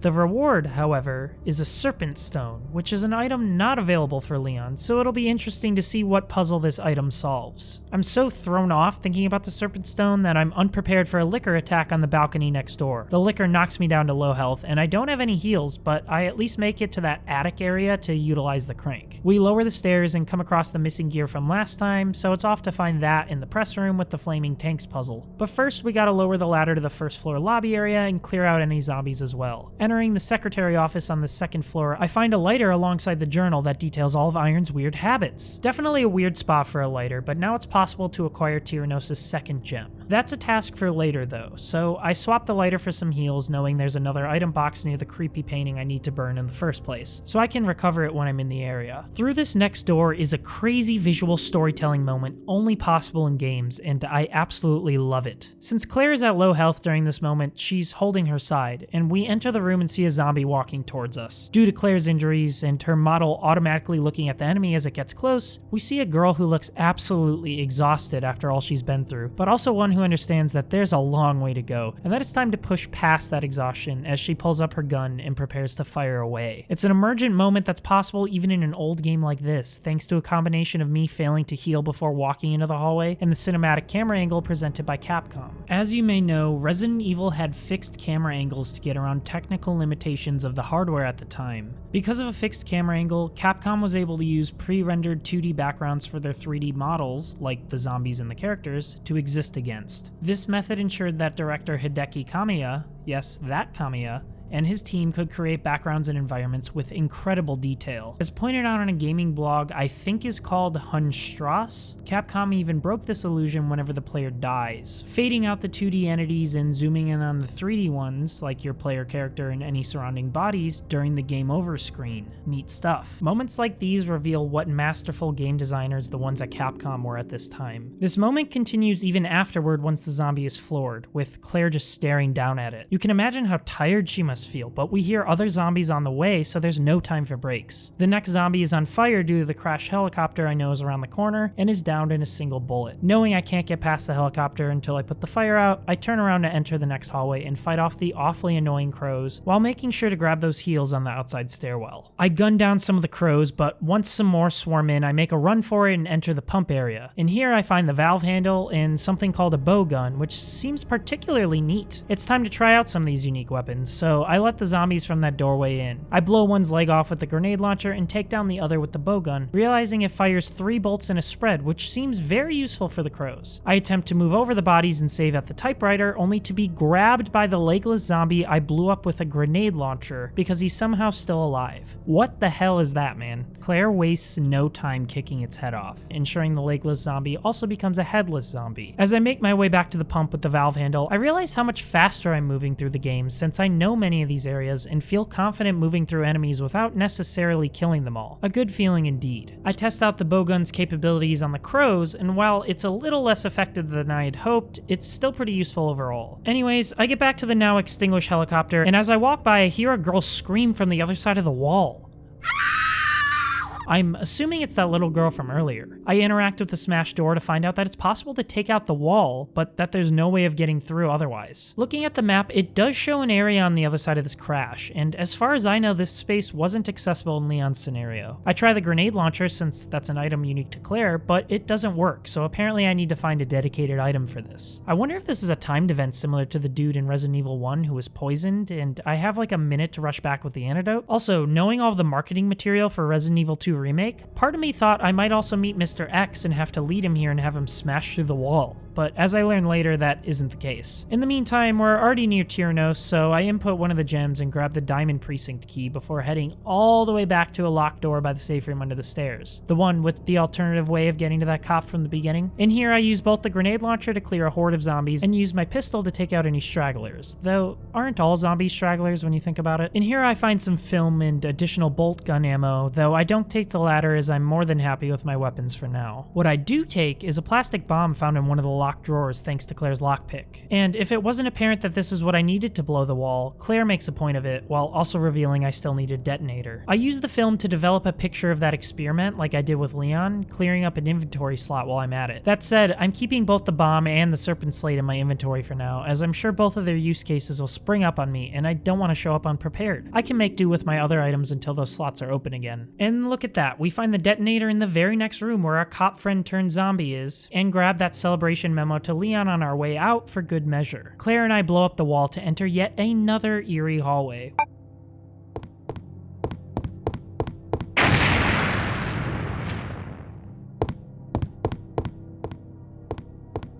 With the next door leading us to a sitting area with all sorts of drinks, pictures, and taxidermy surrounding it. The camera cuts to the other side and there's a dead body, and how's that for a shock? This definitely isn't the little girl from earlier, but someone entirely new. I examine her body when suddenly, on musical cue, a very police chief looking man swings around in his chair and points a gun at Claire. A moment later, he apologizes for the scare, having assumed I was another zombie, which, as sus as this situation seems to be, is actually fair, so I can't blame him too much. Are you Chief Irons? Asks Claire. Yes, he says, before asking who we are, only to immediately rescind that ask before we can answer, writing Claire off, assuming she'll just die like all the others. Irons continues, stating that the girl on his desk was the mayor's daughter and that he was tasked to protect her, a mission he Failed miserably. Then, in an almost menacing tone, he mentions how beautiful she was. Her skin nothing short of perfection. I am really not comfortable hearing a dude who's obsessed with taxidermy mention how perfect the skin of a dead young woman is. This leads me to wonder if he just killed her and that was the scream we heard, and I'm starting to realize that this was not a time scenario but supposed to happen. He then notes that she'll putrefy into a zombie unless we shoot her in the head or behead that head, before commenting, And to think that taxidermy used to be my hobby.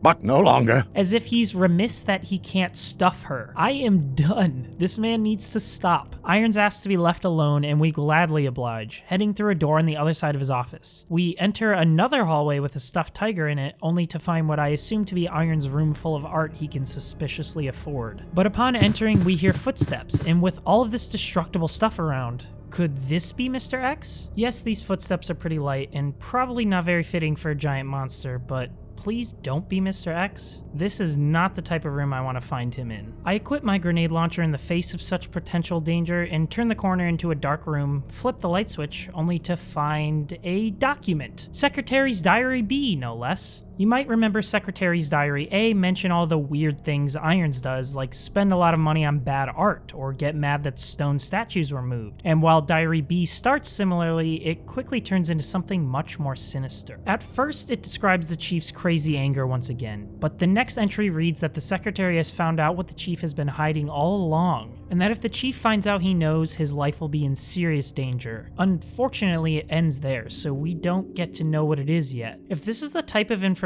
he's storing back here, I'm very surprised the chief just let us walk past him into his private areas. The camera cuts, and it's the little girl from earlier. She screams, but Claire grabs her before she can run away, reassuring the girl that she's safe here and there's no need to fear. This works, and she hugs Claire while an uplifting theme plays to highlight the moment. We radio Leon to give him an update, another occurrence I assume will appear in his B scenario, and we learn the girl's name is Sherry, and that her parents work at the Umbrella chemical plant near the city's limits. As for why Sherry is here and not with them, her mom had called when the outbreak started and told her to run to the police station for safety. That was obviously the wrong call. Sherry says that she's terrified of something out there, and we hear a big roar. What was that? Could this be Mr. X? But before we can stop her, she runs off and we chase after, and at this point I assume we'll see Mr. Irons holding her hostage or being otherwise creepy, but instead the desk is empty, and we find the Heart Precinct key alongside his diary. The diary confirms that Irons has been working with Umbrella, as the man complains that they haven't kept their promises and ended up ruining his town. He then goes into how he successfully spread confusion among the police and made it so no one from quote-unquote the outside will come to help, whatever that means. He's also made it so all precinct exits are blocked off so no one can escape the station or the city alive. Even worse, Irons was aware of some survivors in the precinct. He was originally going to leave them to their own devices, but instead chose to hunt them down himself. Our chief details killing one of his own before mentioning that he let the mayor's daughter escape so he can enjoy hunting her down later, an outcome we already witnessed. And yep, he was going to pose her body like the freak he is. Well, if there was any confusion regarding the chief's involvement in this, it's certainly been cleared up now. Behind his desk is a painting covering up 3 holes where the Serpent Stone and 2 others go, with some scripture detailing that the gateway to doom will open upon restoring said stones. Very curious indeed. I'm certainly getting a lot of context for the findings made in Leon's scenario, which I appreciate, and I'm enjoying the game much more on the second playthrough as a result. That said, my main concern for now is to find Sherry and the other stones, and probably the chief as well. I head out to utilize this heart key, which is useless after unlocking one door, and surprise those dogs that try to sandwich me with some flaming grenades to the face. Hell yeah.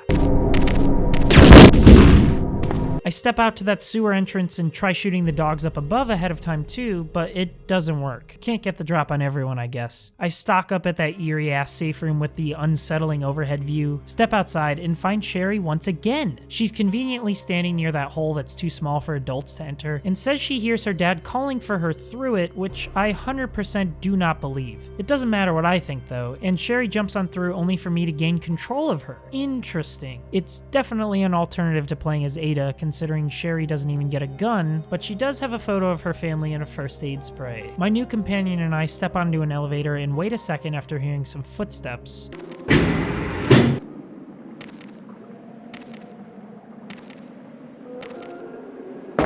Only to see an infected dog creep around the corner, which scares me so much I need to go back down for a second. We try again and the same situation occurs, but this time I try to sprint by. Sherry is nowhere near as fast as these dogs, but since I'm playing on easy, she takes 5 hits and is still in good condition, so take that as you will. I can't really imagine how someone playing on a harder difficulty would be able to get by here. No matter how fast you run, the dogs just immediately catch up. Funnily enough though, I end up in that spot where Ada became a playable character in Leon's scenario and find some grenade launcher rounds which are perfect for a little girl to be carrying around. But let's talk for a second about mid-game character swaps. These mid-game character swaps are a great innovation on the original game's design, where you might play as Rebecca if Chris ever got poisoned. Proper implementation provides new storytelling avenues, taking advantage of the medium by allowing us to actually play as that other character, rather than having them tell us of their experiences in a cutscene or something. Plus, other characters mean different loadouts, forcing the player to adapt to a new playstyle and leave their comfort zone or die trying. This stuff is cool. I love when games do this, but only if they implement it properly. The Last of Us is a perfect example of this, having you swap to Ellie in the winter chapter while Joel is recovering from an injury. Ellie is weaker than Joel with a different loadout, forcing the player to deal with these limitations by playing stealthier to avoid potential damage. The player's reward for getting through this section is grim. Having Ellie commit her most brutal kill yet cements in her a dark understanding of what's necessary to survive in that world, making for an impactful storytelling moment. Much more so than if Joel was just knocked out for the winter and Ellie committed these acts and then told us afterward how traumatic they all were, rather than experiencing it with her ourselves.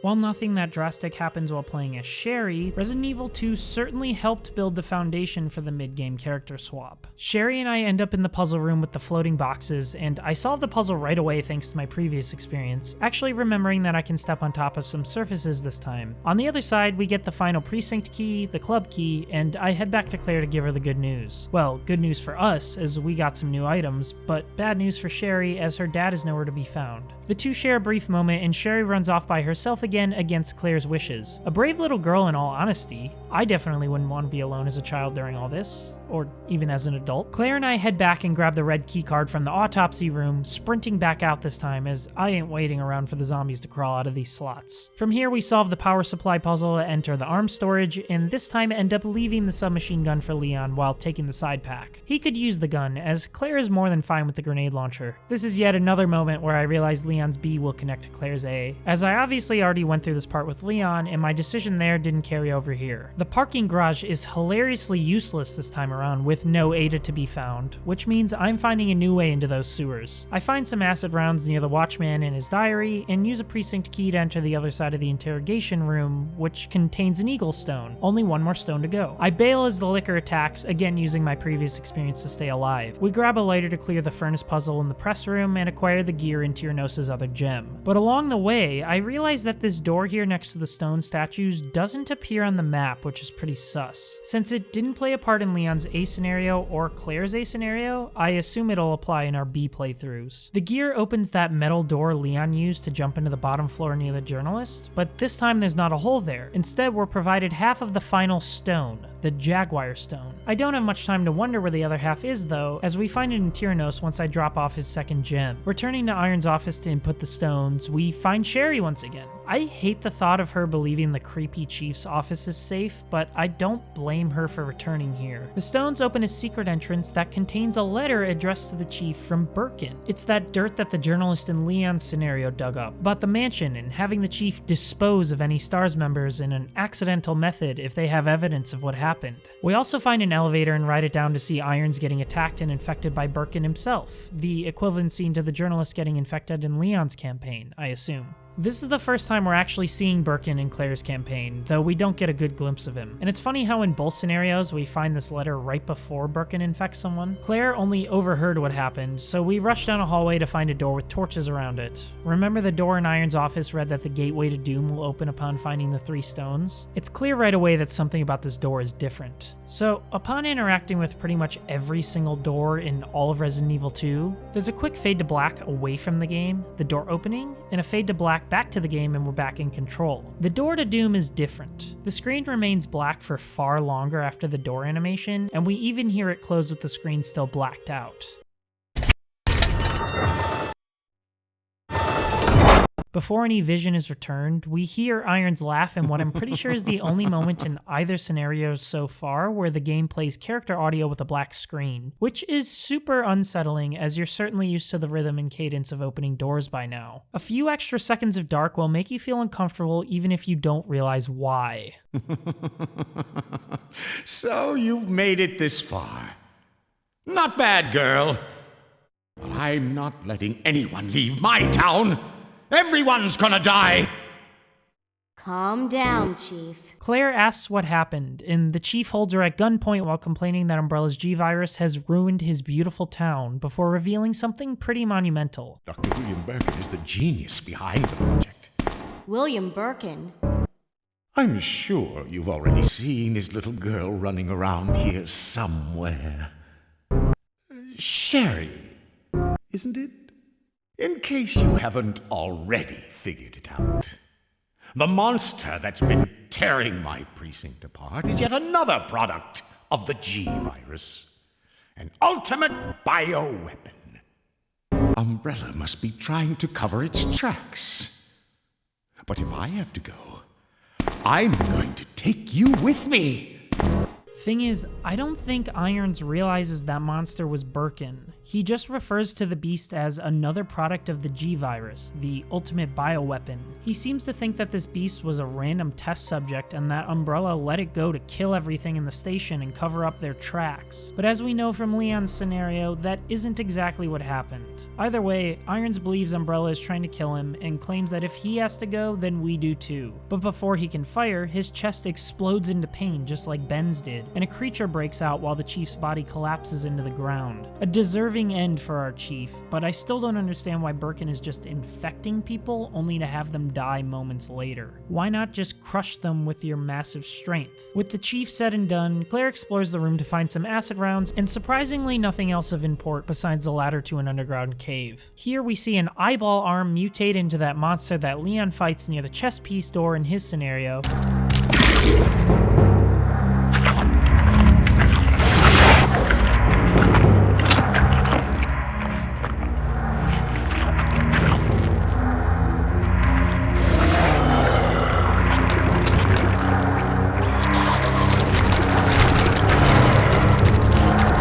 Though with Claire, I quickly get rid of it thanks to the grenade launcher and all of its ammo. From here, I navigate to a blast door, but I can't go through because I don't have Sherry. Oh my god, Sherry. I left her back in Iron's office. I make the trek back to grab her, and Claire chooses not to tell Sherry her dad created the G-Virus. Probably a good idea for now. She then radios in Leon to say that we're going into the sewers and completely ignores his pleas to talk more, which is based as all hell. Leon, are you still there? We're leaving. Are you crazy? The streets are still crawling with zombies. It'll be all right, trust me. We found a way to the sewer. Follow us later. Claire! Wait! Speaking of Leon, his entrance to the sewers was through the jail area where Ben was. It's interesting that Claire's is in a very different circumstance. The two girls make their way to the blast door when Mr. Birkin appears up above us looking quite imposing, and he is not someone I want to mess with right now, so we run through the doors before he notices.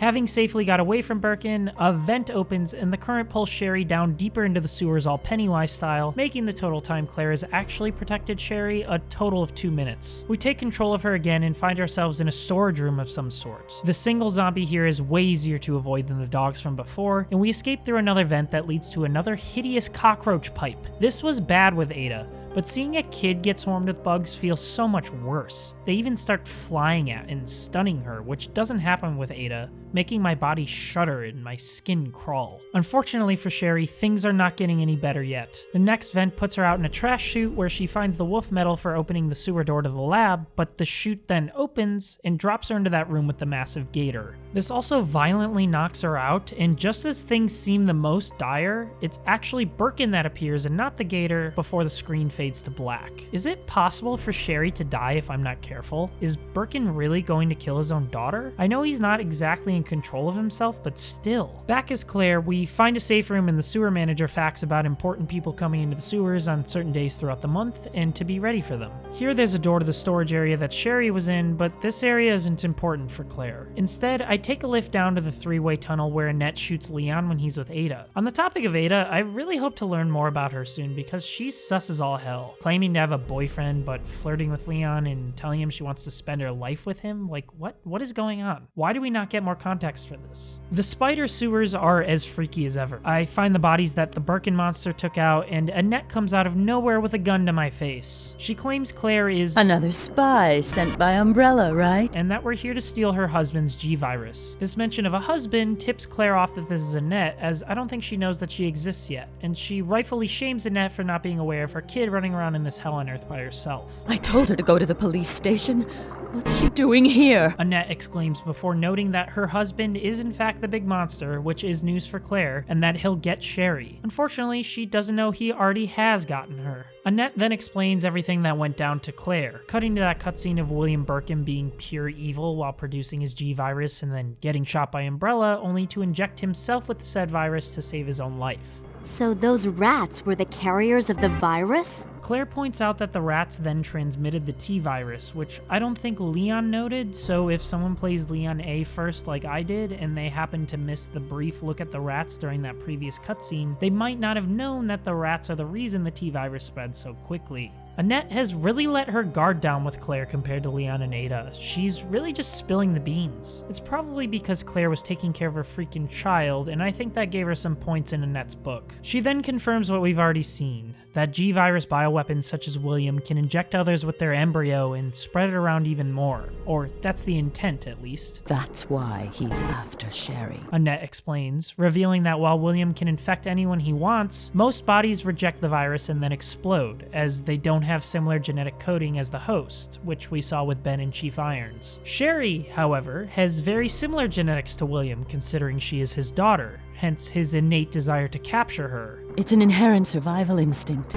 Annette puts bluntly, as only a scientist could when talking about their daughter turning into a giant monster. Speaking of Sherry, we hear her screech from afar and send Annette off to the safe room. Unfortunately, we're not far behind, as I forgot the valve handle necessary to raise the catwalk and make progress, so I make a point to clear out some of the spiders on my way back. Hopefully Annette got through them alright. I cross the catwalk, make sure to raise it for my future self, enter that agonizingly quiet tunnel, and mentally prepare to fight the gator. Interestingly, Sherry's body is still in the pit even though we saw William step over to her. This must mean he infected her but then left her there instead of taking her away. God, this poor girl. Claire screams, "Sherry!" which must have alerted the gator as it shoots out right afterward, looking like it's eating Claire just like it did Leon. My trusty grenade launcher combined with the gas leak causes a massive explosion, blowing the gator in half once again as I make my way to save a probably infected Sherry. With William yelling in the background, we witness a parasite leave Sherry's body as we grab her and the wolf medal. Sherry's stomach is immediately hurting, which isn't a good sign, but we head up the ladder and grab the eagle medal near the sewer manager's diary before approaching that cockroach-infested pipe from playing as Ada, though this time the bugs are thankfully missing. Otherwise, Sherry would have experienced 2 roach-filled pipes in one night, and that's just miserable. The sewers are now filled with zombies as we make our way to the tram car door with both medals, but considering Sherry's condition, I rush past everything and activate the tram. I know some bosses are coming up, so I'd rather save my grenade launcher ammo for them instead. Along the way, I find a spark shot weapon that takes up 2 inventory slots, so it must be good, right? Claire, Sherry, and I then activate that tram elevator to get to the lab, but Sherry passes out from her pain. We then hear Birkin land on top of us, and I head outside to take him down with my newfound weapon. I definitely overestimated the power of the spark shot, as I tank a few hits from Birkin, constantly assuming that if I fire just one last shot, he'll go down, but he kept on standing. Eventually, I'm forced to start dodging and firing more tactically, and I win the fight. We go back in the car to grab Sherry, and step out to find Birkin's body gone, which is only a little scary. Mirroring Leon and Ada, Claire carries Sherry into the nearby safe room and places her on the bed, providing a jacket to keep her warm. Sherry awakens, and the two have a much more wholesome and frankly realistic conversation than Leon and Ada did at this point. Sherry reveals what might be fairly obvious to many who have been paying attention, that her parents didn't cater to her much growing up due to their work. But now that Claire's here, Sherry doesn't feel so alone. The two share a touching moment, but there's a vaccine to find, so it's time to get moving. Rest here for a bit.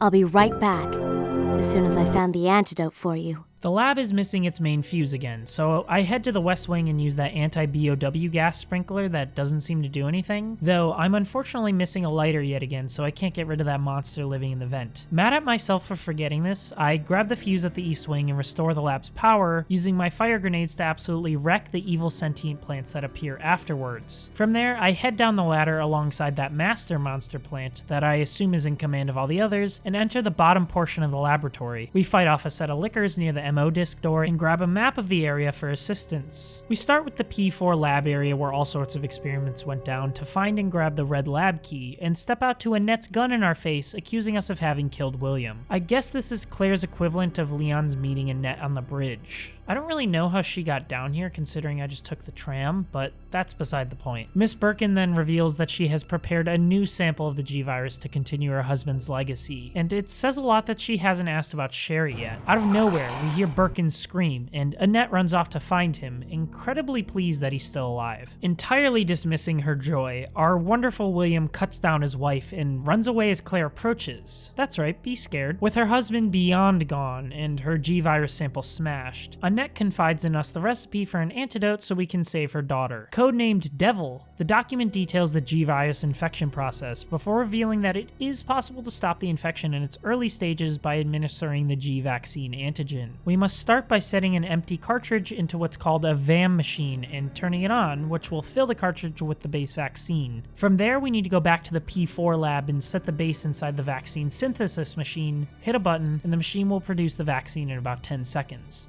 But before we head off to actually follow through on those steps, a funny moment. I was taking notes here and was distracted by my dog while playing this section, so I was away from the screen for about 10 minutes. The entire time the game was sitting on the note, and when I came back I spent some time rereading it, forgetting that Annette was sitting there moments from death. Obviously the game time pauses when notes are open, but it's hilarious to imagine Annette handing Claire this note and Claire just staring at it for 10 minutes, while Annette here is just struggling to stay alive and to get her final words out. Those words are when she finally mentions Sherry. She asks Claire to apologize to Sherry on her behalf for not being a better mother. Man, what's a worse death? Getting killed by the ceiling of your husband's underground lab collapsing on top of you, or by a mutated version of said husband cutting you down. Either way is pretty grim. Speaking of the ceiling of your husband's underground lab collapsing on top of you, the lab's self-destruct sequence goes off, and I assume we'll find out why in Leon's B scenario. We ditch Annette, head back to the security room, and see Leon on the monitor. We were just referencing you. Claire radios our resident officer and asks him to save Sherry while Claire needs to wrap up a few loose ends. She doesn't tell him where Sherry is though, which is kind of funny, but I'm sure he could figure it out. It's time to synthesize the vaccine, but I stopped near the terminal in the moth room on the way back upstairs, as I'm pretty sure this has repercussions in Leon's B scenario. I'm so happy to have a better understanding of the A and B scenarios now, and I'm very much looking forward to seeing their differences. Still forgetting a lighter, I test out my fire grenades on the vent-to-living plant in the West Wing, and it actually works. From there, I start the first step of the vaccine process and grab an MO disc in the East Wing, input Claire's fingerprint in the machine near the blast door, finish step 2 of the vaccine process in the P4 lab, use the disc to open a different blast door, and a countdown for the self-destruct sequence finally appears. About 45 seconds into that countdown, Birkin crashes through the ceiling in his latest mutated form.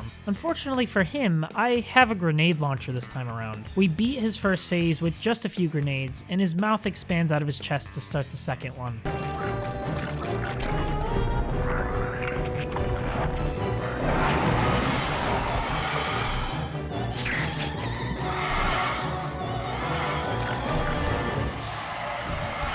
This second phase is much less glitchy than Leon's was, which consisted of Birkin endlessly jumping, even landing on Leon's head multiple times, which made our end boss incredibly ineffective at killing us. Here, Birkin is much more brutal, honing in on Claire and getting in multiple hits at a time. He does so much damage to me that Claire is placed in the danger status, and we don't have any heals to fix that. As a result, after dodging and finally killing him,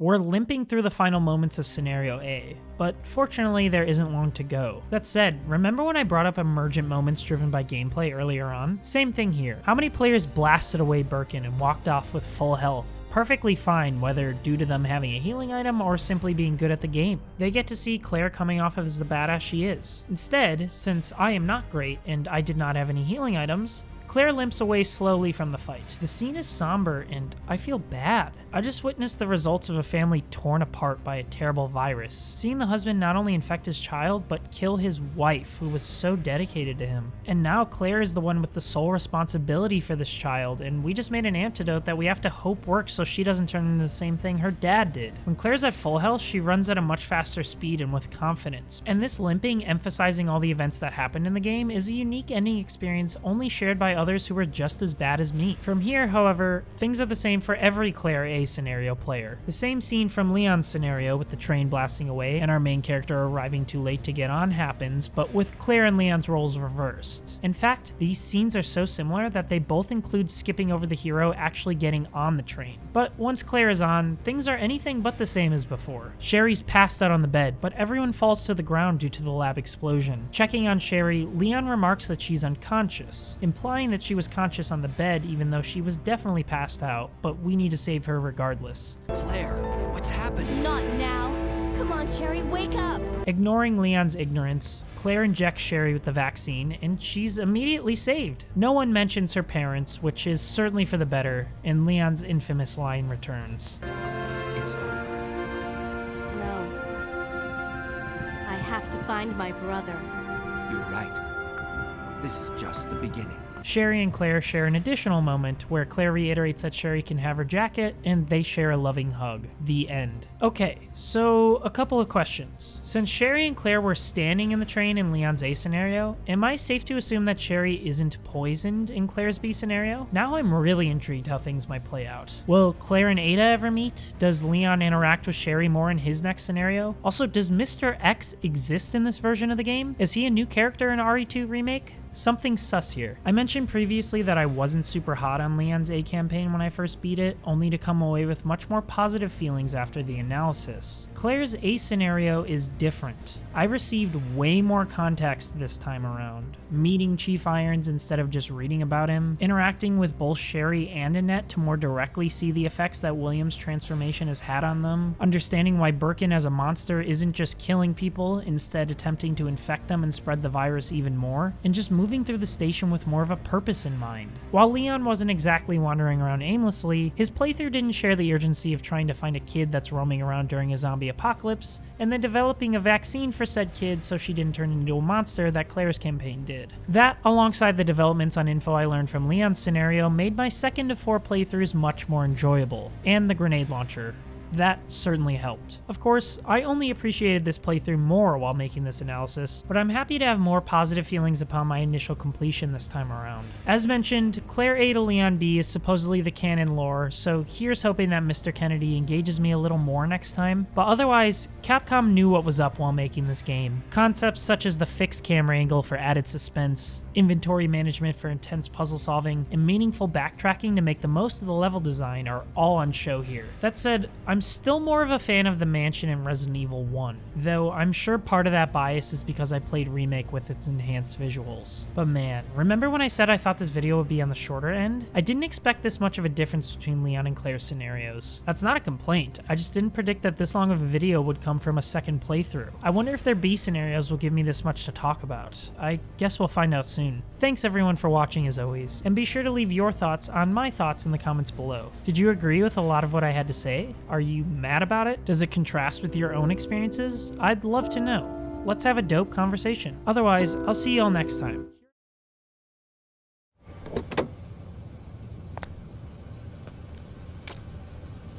What have we got here?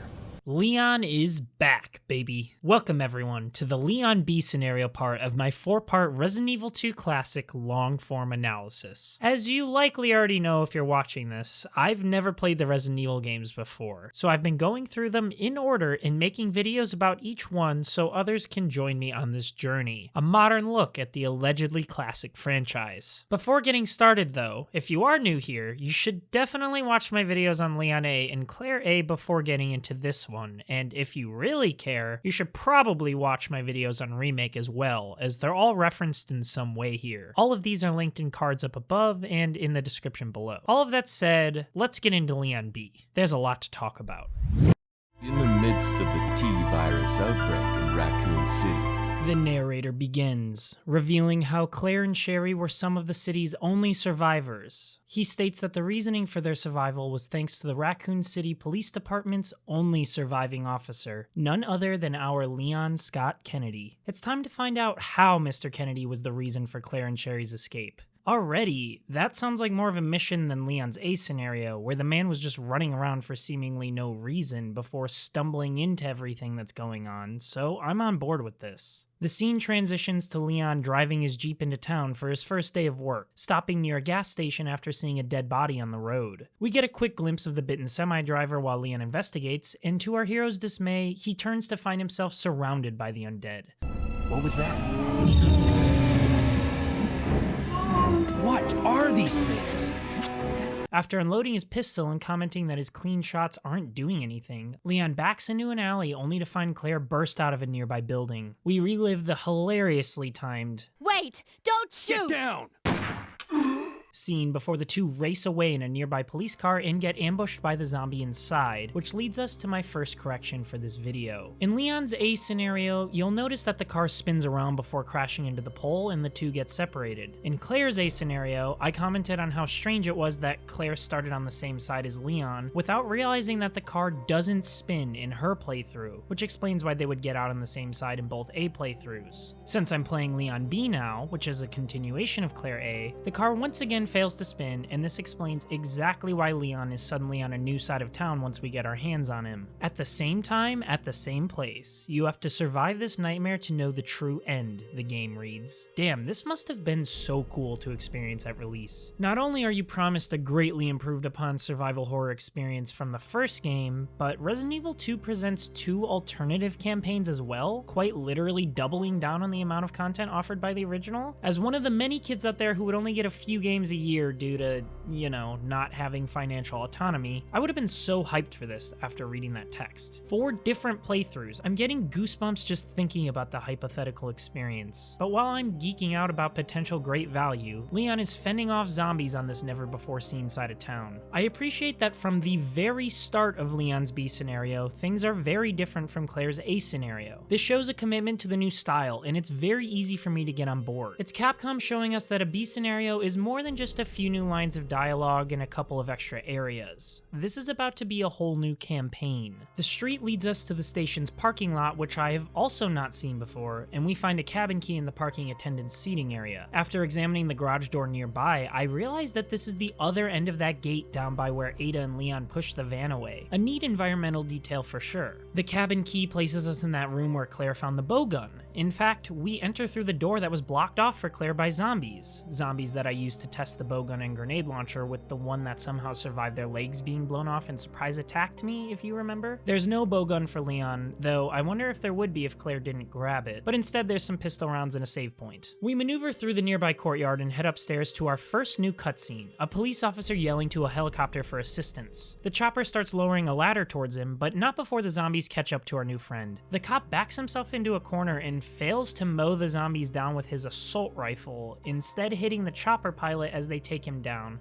which I don't think Claire hears in her A scenario. This, ladies and gentlemen, is why the helicopter crashes down and blocks the way to Iron's office and the art room on the second floor, all because a cop couldn't aim his weapon at the zombies' heads. That aside, I wonder if Claire will put out the fire for us, since Leon B is meant to occur alongside Claire A, and she's the one who did it in her A scenario. Now it's time to enter the station. So not only does Leon B arrive at the station through the back way instead of the front, but he makes it inside on the second floor instead of the first, marking a completely opposite entrance from both Claire and Leon A, who just walk in the front door in their respective scenarios. Inside, I stand off with the crows that Claire used her bowgun on, and I wish I had the same option here. I wait to see if they'll make the first move, and after realizing this was wishful thinking, I attack. After hitting just one crow, they're on me and doing damage, causing me to use my first heal in less than 15 minutes of playtime. I probably would have been more successful here if I tried running through them instead of fighting, but everything is clear in retrospect. Leon and I barge through the closest door to find that stairwell outside the office with all the officers' desks, and restore my stash of the legendary green herb before re-entering on the second floor. Fortunately, the crows are back where they spawned, and we dash the other way to find ourselves in the hallway on the other side of the crashed helicopter. But we can't relax just yet. Instead of experiencing an emergent gameplay moment as Claire did at this point, we're faced with the much less enjoyable liquor for the first time in Leon B. I gun it down while taking a hit, only to realize there's a second one down the hall. This thing almost destroys me, as I'm slow to aim at the ground with my pistol when it's up close, readjusting to the tank controls and all that, but I do end up barely winning,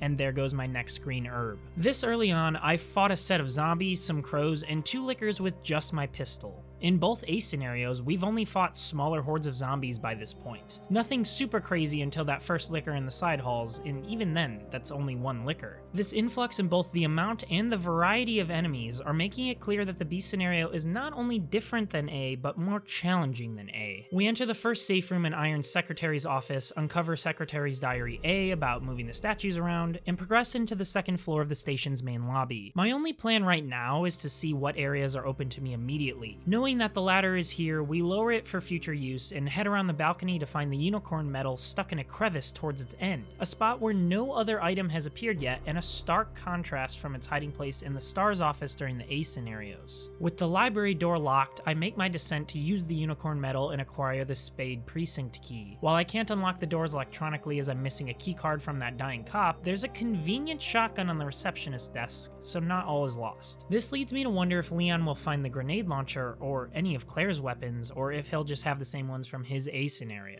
It would definitely make sense if Leon didn't find Claire's weapons, since we'd assume Claire would have them all, but hey, who knows? Maybe there will be some leeway for the sake of fun. Also, what the hell is that face on the computer monitor here? What kind of receptionist has this sitting on their desktop? I check out the front entrance just because I can, but there's nothing to be found besides a few zombies. At least, not that I could uncover. It would have been cool to find a rare weapon or some ammo as a reward for adventuring out here, but oh well. Since nothing else is open down here, I head back upstairs only to go right back down down via the side stairwell into the office. Inside, we find a squad's worth of zombies and the valve handle of all things. Not sure why it would be in here instead of the shed with the bowgun like in the A scenarios. Are item placements going to be more arbitrary this time? I can't think of any journal entries or other details that would reveal why this is in here, but I guess this also means we'll be putting the chopper fire out and not Claire. Also, you may remember that in Claire's A scenario, you're entering this office much later on. By that point, most of these zombies have already been wiped, and I find that to be a neat touch because it makes sense that Leon was in here earlier than Claire was, and he would have cleared out some of the zombies by the time she arrives. Both scenarios do have this hidden green herb behind the desk though. The next room marks the first situation that requires Leon's shotgun, as there's a horde of zombies to fight off that spawn right outside the door. There's always an alarming amount of zombies out here, but this is the most by far, and such problems require special solutions.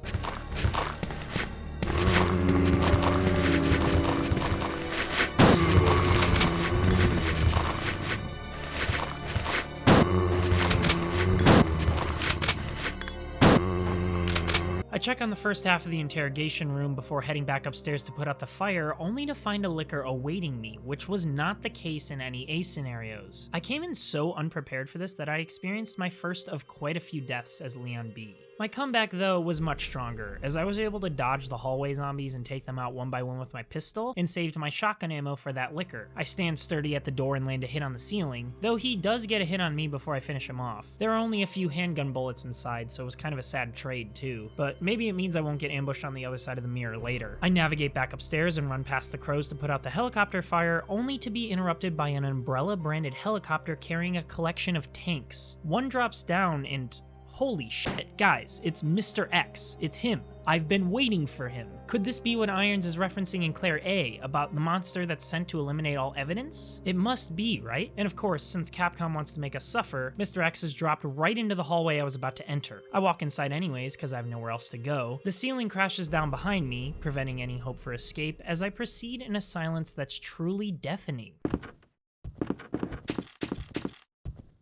Just as I turn one corner, a hulking monstrosity turns the other. The music blasts, and I don't even try to fight. I've heard he's invincible, so what's the point? Leon gets clotheslined as we attempt to run by, but I get through as Mr. X winds up a smash. Even the crows have fled though, so if there's one thing to be happy about here, it's that I didn't waste ammo on them. I escape into the art room in hopes that Tyrannos will protect me, but instead I find a blue keycard that I can't even carry. Knowing this item's importance, I sacrifice a green herb at close to full health to grab it, but as if I wasn't shaken enough, a licker smashes through the ceiling to keep me on edge. With only 2 shotgun shells left, I fire once to stun it and switch to my pistol to finish it off without a scratch. No matter my fear levels, I've got to keep a level head if I want to save ammo. Lamenting that I can't grab these extra shotgun shells, I head back to the main lobby to open the locked doors with my new keycard and get on with my journey. So far, I've explored much of the second floor and hardly any of the first, a notable contrast from the A scenarios at this point. I appreciate this shift in content order as it serves to keep things fresh on subsequent playthroughs while testing the player's knowledge of the station layout. Speaking of testing my knowledge, I certainly don't remember zombies in this safe room, but here they are. I guess we really can't have anything nice in a B scenario playthrough. Granted, there's only 2 slow walkers in here, but does this mean safe rooms are no longer safe? It's zombies for now, but will it be Mr. X later? I remember Polygon spoiling the fact that Mr. X can break into a safe room in RE2 Remake, and is that a new idea or did it come from here? Okay, I can't focus on this right now, I need to breathe and keep moving. The police memorandum note in here reveals the safe code in that other office to be 2236, and it was here I realized that this code is the same in every playthrough, and I should really have it memorized by now. That said, I finally found some shotgun shells in a locked desk nearby, so overall this room is a win. Back in the hallway, you might notice that there's no liquor this time around despite there being a pile of blood, which I assume is from Claire's fight with the creature. It's interesting to examine what Capcom considered changing from an A to B scenario and what they didn't. For example, Claire puts out the chopper fire in her A scenario, but Leon still has to do it here. Yet, when Claire enters the police office in her A scenario, most of the zombies are already dead thanks to Leon's involvement in his B scenario, or here the liquor is gone thanks to Claire fighting it off in her A scenario. There are many other overlaps and changes as the campaign goes on, but I think it's pretty cool that they're varied. I think expecting a one-to-one comparison between an A and a B scenario would have been too much to ask for. Capcom would have had to spend loads of time creating brand new puzzles for a B scenario compared to the A one if they carried every single moment over. Almost an entire other game's worth, really. Like, yeah, it would have been interesting to have all of Claire's A scenario actions carry over and see Leon just roaming through the station in tandem in his B scenario to uncover a few extra story beats. Instead of Leon putting out the fire or unlocking doors that Claire would have already dealt with, we'd play him finding out some extra facts about irons in the B scenario specific areas instead. But I think having a full campaign with some overlap was the better option. It's more time to spend with our resident heroes. At my command, Mr. Kennedy uses up the spade key to get into the document storage room and finds a first aid spray on top of the cabinets rather than the crank like usual. From here, we move through the west side hallway to enter the operations room and light the fireplace to melt the painting. I expected a different item here, but to my surprise and slight disappointment, it was the red jewel once again. If I'm not mistaken, this is the first important item that hasn't changed locations in Leon's B scenario, and I'm a little bummed by that. I know I just said I didn't need everything to change up in a B scenario, but since key sections like the intro and initial items like the unicorn medal had changed positions, I figured that another key item like the red jewel would have shifted as well. Does this mean the chest piece plugs will remain in the same spot? Are there even chest piece plugs this time around? There's a lot to consider here. But while that thought ruminates in the back of our minds, Leon makes his way up the stairwell above the safe room that looks like the one from the first game and comes across Tyrannos' second red gem, also unmoved. He remembers his experience from Leon A and solves the puzzle quite quickly while I take the time to read the statue description to see if it may have changed from an A scenario. It didn't. I'm keeping a tight inventory here with one first aid spray, my ammo and weapons, and both red gems as I want to clear Tyrannos as fast as possible. But first, let's take a quick peek at the STAR's office to see how it's doing this playthrough. We find Chris's diary once again and give it a peek, but otherwise there's actually nothing new to see. We enter the next room down the hall to find Sherry of all people.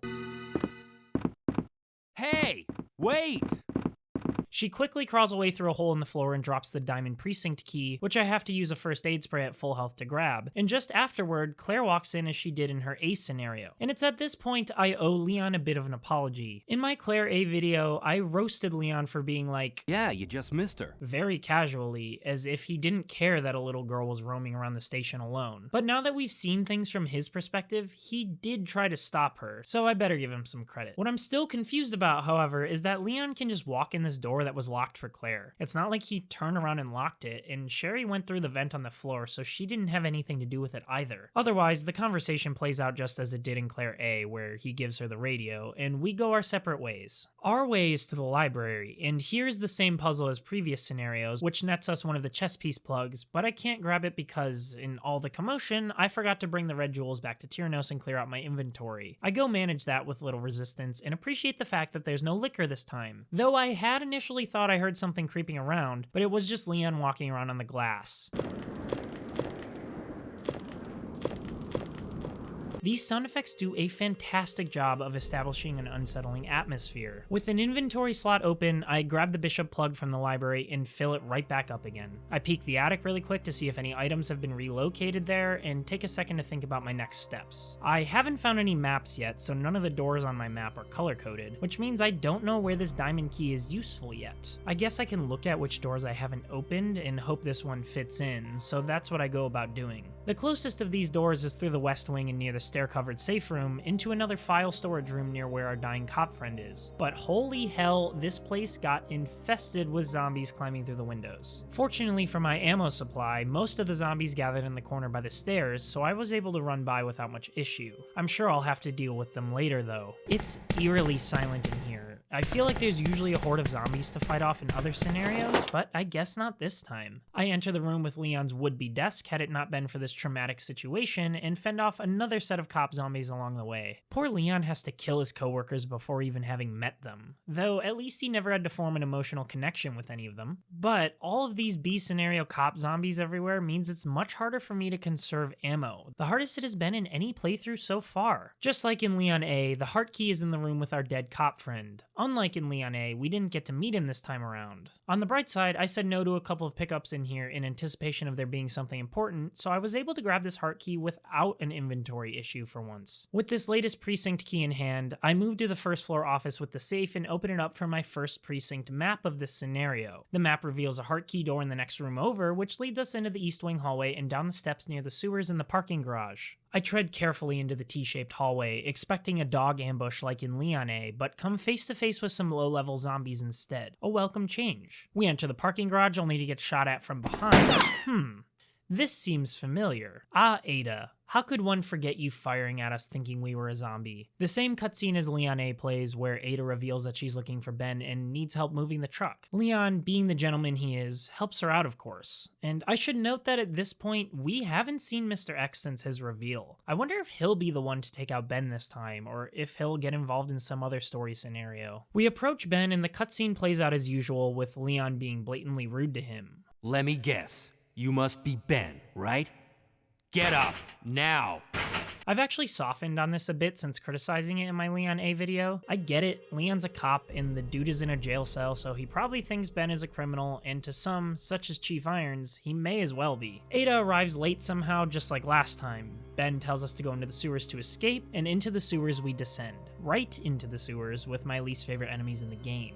Leon's shotgun makes quick work of the spiders. I put away the chest plugs in the nearby safe room, realize the next room is where the chest plugs go, hate myself for this mistake, and leave to rectify it when we're interrupted by the swap to Ada. While the cutscene that plays is the same as before, what's different here is Sherry's appearance at the start of Ada's section. The two don't even interact, but Sherry drops a medallion containing a photo that I assume is her, Annette, and William. Ada notes that she'll hold on to the medallion for Sherry, and we proceed only to experience the longest lunge I've seen a zombie take at one of my characters. This MF hones in on Ada, which was a shock, but I guess it's okay because she kicks his head in shortly afterward. Also, seeing Sherry was interesting because now I have some context for that elevator I complained about in my Leon A video. Remember I said that this elevator was useless for Ada's area? Well, that's the area Sherry comes through in Claire A, and it's certainly how she leaves after running away from Ada as well. Otherwise, Ada and I solve the box puzzle even though Sherry does it in Claire A, which takes place alongside this, and we acquire the final precinct key, the club key. We throw our collectibles back to Leon, and before swapping back to our favorite officer, he gets a radio from Claire, who reveals that she Cleared the wreckage that was blocking the corridor.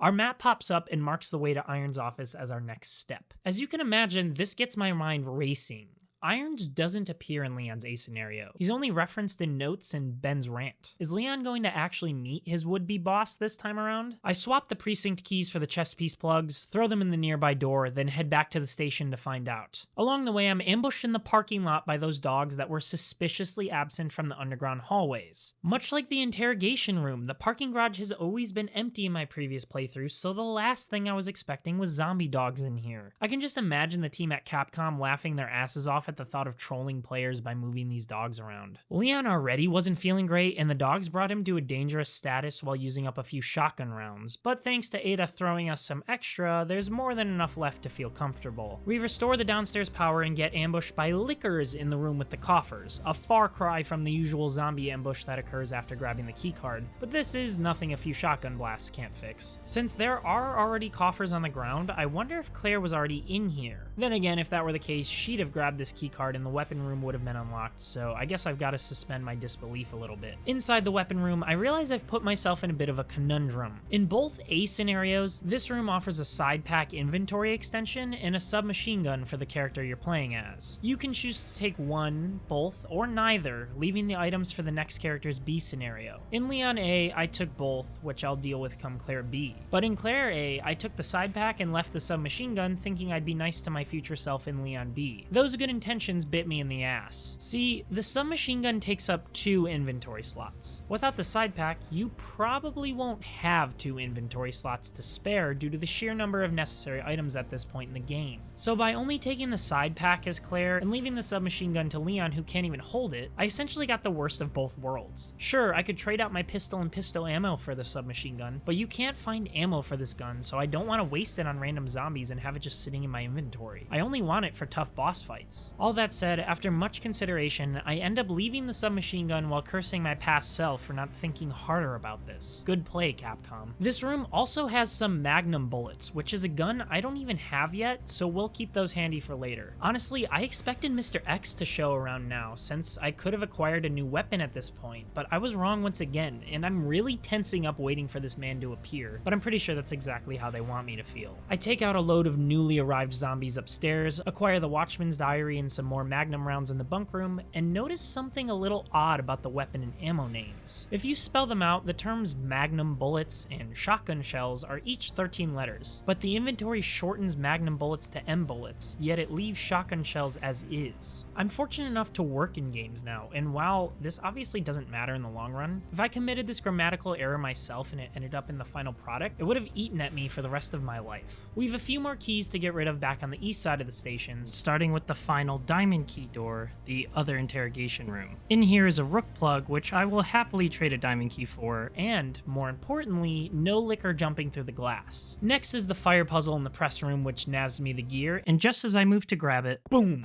Mr. X storms through the wall, which is not okay. Thankfully, a desk stands in between us, and I run the other way only for Mans to storm through another wall just as I thought I was safe. It makes sense that the initial crash was so easy to escape from then, as you're meant to feel confident in having run away, only for Mr. X to scare that thought right out of your head. Leon takes 2 hits here, but we get around Mr. X once again as he winds up his smash, which I assume is the case for most players of this game. Now we've got 2 things on our to-do list. 1, find the crank for the attic since I have the gear for it, and 2, check out Iron's office. My curiosity for the latter has to be satiated, so I start with Irons. By the time we arrive here, he's already gone, which actually makes sense based on Claire A, but his diary is here. So continues Leon's lack of meeting his boss, and only reading about what a terrible person he is. Her skin nothing short of perfection. We then enter the glass display area where Claire and Sherry had a moment in her scenario, and also when she radios Leon after the Ada section. If you remember, this is also when I was expecting Mr. X to appear in Claire A since there are so many destructive items placed conveniently around. Instead, we find the crank in the nearby chest, which is a very welcome discovery. It's off to the attic then, where I assume I'll find the final chess piece plug, but the game has other plans for me. Right when I interact with the door back into the hallway, the music takes a dramatic shift for the worst. While Mr. X didn't appear in the display room like I predicted, he does show up in a narrow hallway with no way for me to run around him. In retrospect, this hallway is certainly the smarter place to put him, as I would have just ran around the monster in the display room. I actually try fighting him a little bit this time, but to no avail. Leon's nemesis simply shrugs off every shot I fire, though we're able to slide past him in a spot that didn't look possible, but hey, I'll take it. I do wish that the game didn't ruin Mr. X's arrival with the music so early. Imagine how tense it would have been if I stepped into the hallway and it was silent, only for the beast to attack right as I turn the corner. After escaping, we use the crank in the attic, place the gear on the switch, and acquire the final chess piece plug before heading to the chess piece door to proceed. Of course, we witness Ben being wiped out by Birkin first, so I guess that's the same in Leon A and Leon B, but now we have to deal with Birkin and Mr. X running around. Also, while playing this, my mind is constantly bombarded with thoughts about how these things will play out in Resident Evil 2 Remake.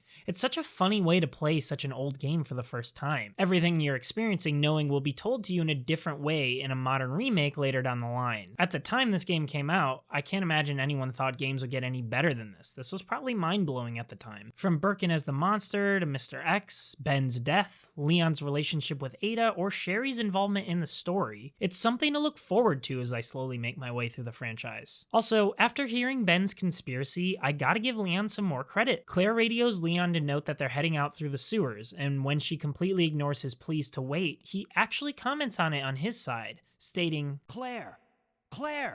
Wait!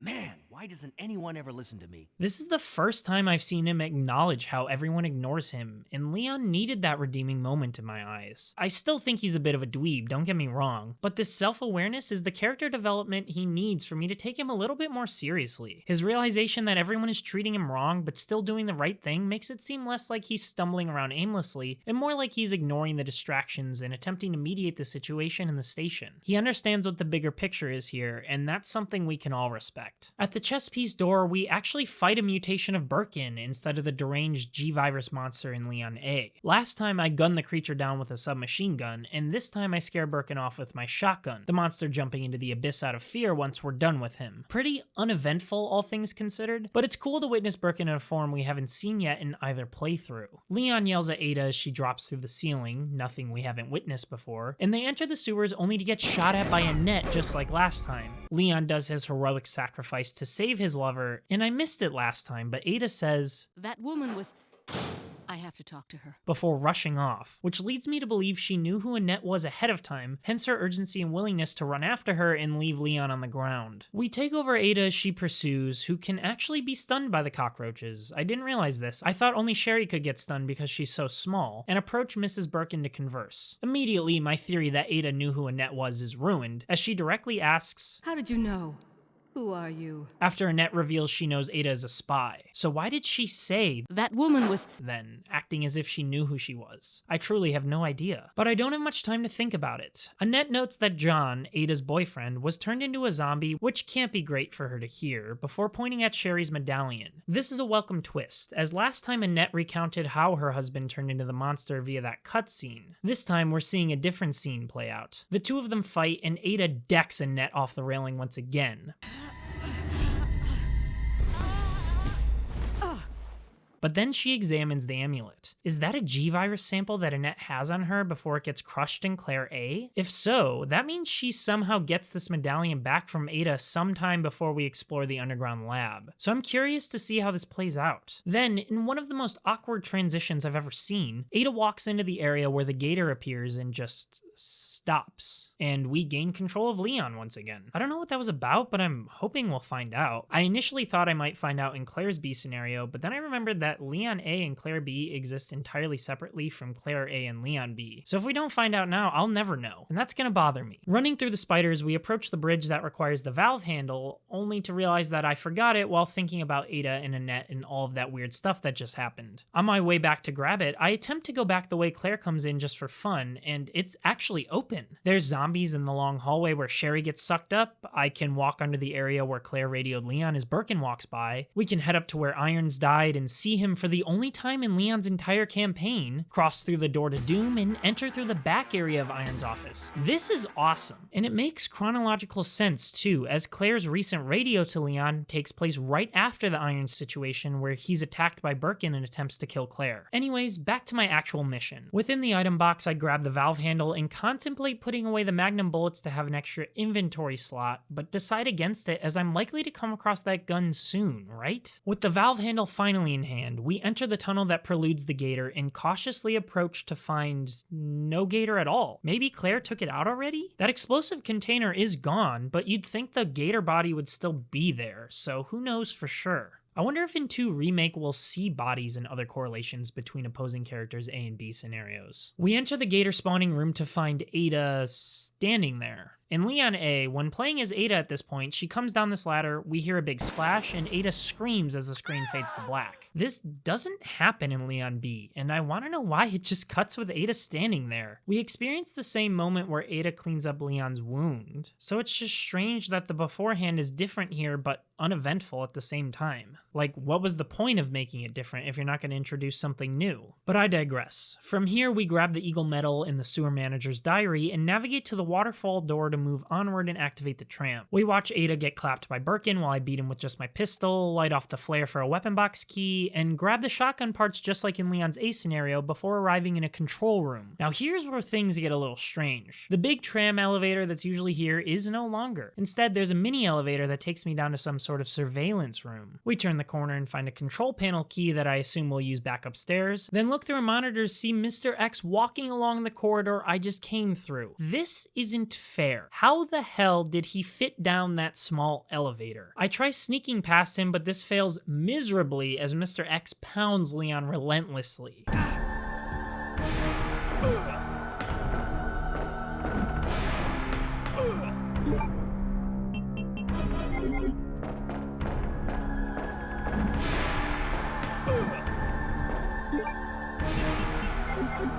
We finally get around as he winds up a punch, as is usually the case, and sprint back to the control room where Ada is in fear. The key activates the tram elevator, and down we go. Then, as if Mr. X wasn't enough, the Birkin monster appears for Ada's second clapping on a tram in the past 10 minutes, and Leon heads out like the true problem solver he is, with a trusty shotgun, only to also get absolutely pounded.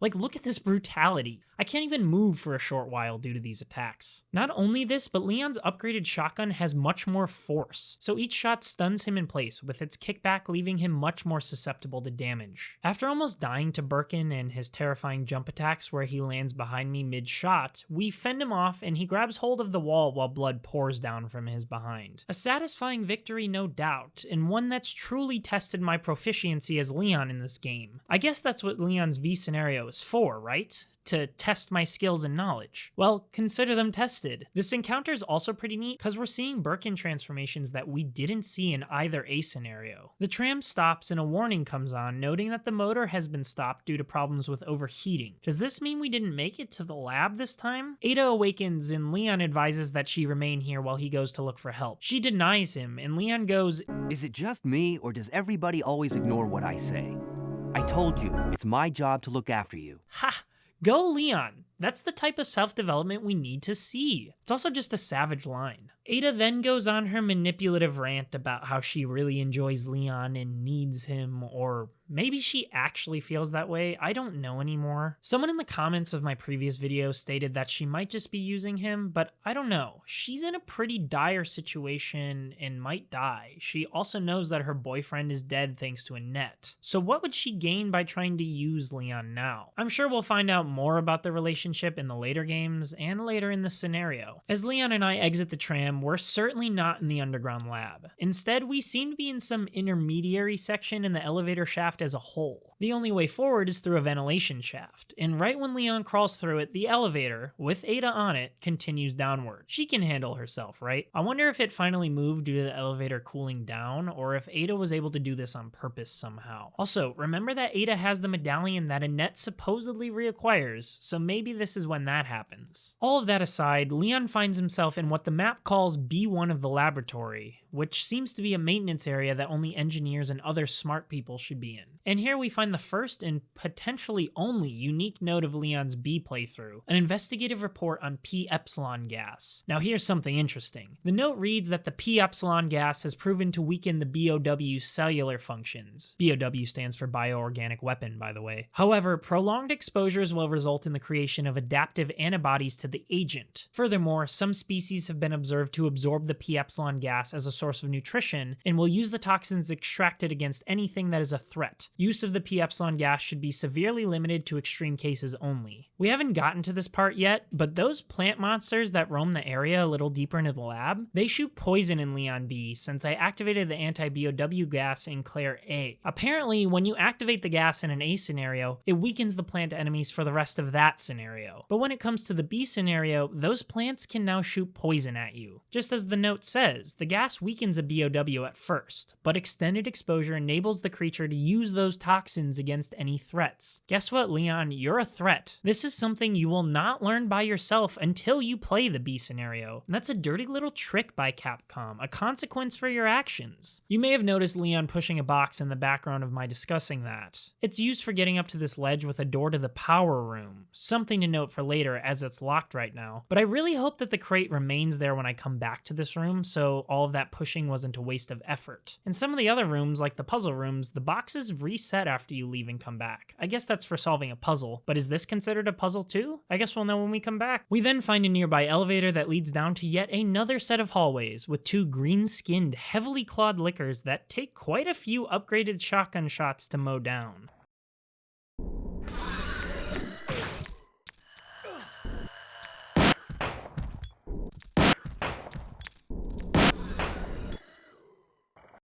We find an iron smelting pool that may or may not come into play later, and find a switch that activates what's called an A2 elevator, which I'm assuming is the elevator everyone used to navigate the various floors of this massive underground lab when things were going normally. One section of this elevator requires a master key, so that's probably what I'm going to find down here in Leon's B scenario. I step outside the elevator into the area where the tram lowered, next to the safe room where Ada and Leon had that terrible conversation in his previous scenario. If I remember correctly, this door is locked in both A scenarios, and this is the first time we see what it's used for, so that's actually pretty neat. What isn't so neat is this big set of seemingly mummified zombies crowding the area. I've got a love interest to find, leave me alone.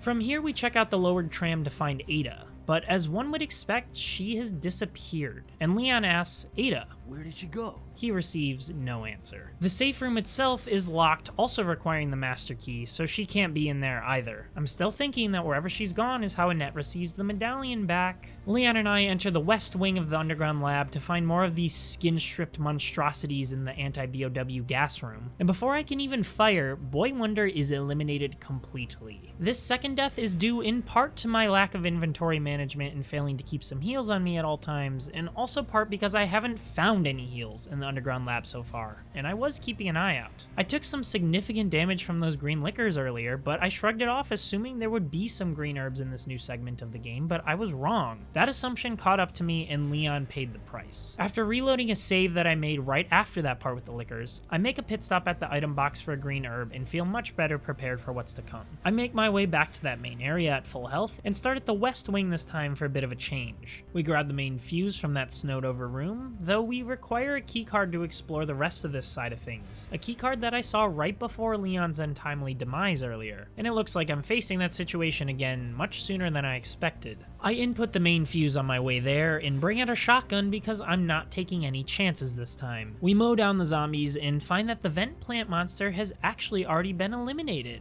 all thanks to Claire, I assume. I also can't activate the anti-BOW gas because she already did as well, as we discussed earlier. Or I guess I already did it as well, since I was the one playing as her. Holy shit, there are 2 more green liquors in the next room that I was not ready for. Either way, we got what we came for and head out to open the west wing shutters, only to reveal mutated versions of the plant monsters from our A scenarios, again, that I discussed earlier. These guys are definitely upgraded as they immediately shoot poison at us instead of just attacking with melee. Too bad for them though, there are a ton of blue herbs in the anti-BOW room, so who's really winning here? That said, I'm not ready to head down the ladder into the lab's lower floors, so I move back to the east wing, get poisoned once again in the vaccine synthesis room while finding nothing of value, so that was a waste of time, and then open the shutter doors to that fingerprint locked door that guests are able to open upon signing in. Thing is, I need to register Leon's fingerprint in that moth-infested room, so I guess I'm heading down the massive ladder after all. On the way, I'm poisoned once again, but this turns out to be a blessing in disguise. I stop by the BOW room to cure it and check some lockers out of desperation and find a flamethrower of all things. I can't hold it right now because of the magnum rounds taking up a slot, but I haven't found that weapon yet, so it's time I swap them out. I also find some green herbs I totally missed on this platform last time though, so that's a win if I've ever had one. Down this long ladder are 3 more green liquors. I said this B scenario would challenge me, didn't I? But there's also some additional herbs I'll keep for later.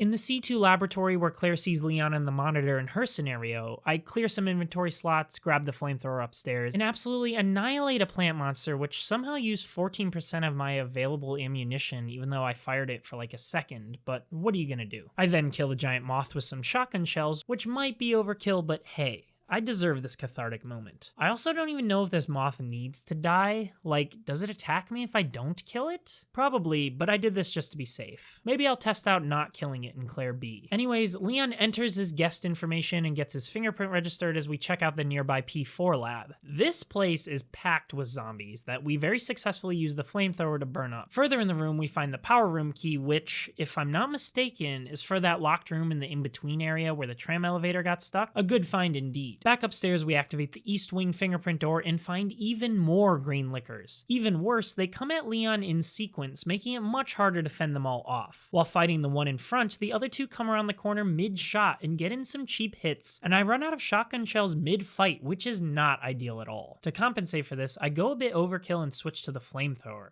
It's not like I was gonna use my pistol for these things. And what do I earn for my efforts? The submachine gun. No way. So if I did end up grabbing the submachine gun upstairs, I wonder if this would have been additional ammo for it, or maybe a new gun entirely, forcing me to dispose of the old one if I hadn't gotten rid of it by now. There's all sorts of experimented on life forms in here too, and a smashed test tube hints at a test subject that absolutely escaped and did some damage. This couldn't be Birkin, as we already know how he transformed, but could it be that random G-Virus eye monster that our heroes fight in their A scenarios? Regardless of what it is, we clear some inventory space to grab that submachine gun and move forward. On our way to the power room, Leon is shot at from behind yet again, though this time it's from Annette. She's holding the G-Virus, so she must have found Ada? Or maybe there are multiple copies of the G-Virus and Ada's version carries on into the later games, meaning it spreads elsewhere. Oh wait, she asked where Ada is, so I guess she didn't find her, so there has to be multiple samples, right? I really hope I find the answers to these questions. Otherwise, the two have the same conversation about Ada being a spy and Leon saying, "That can't be.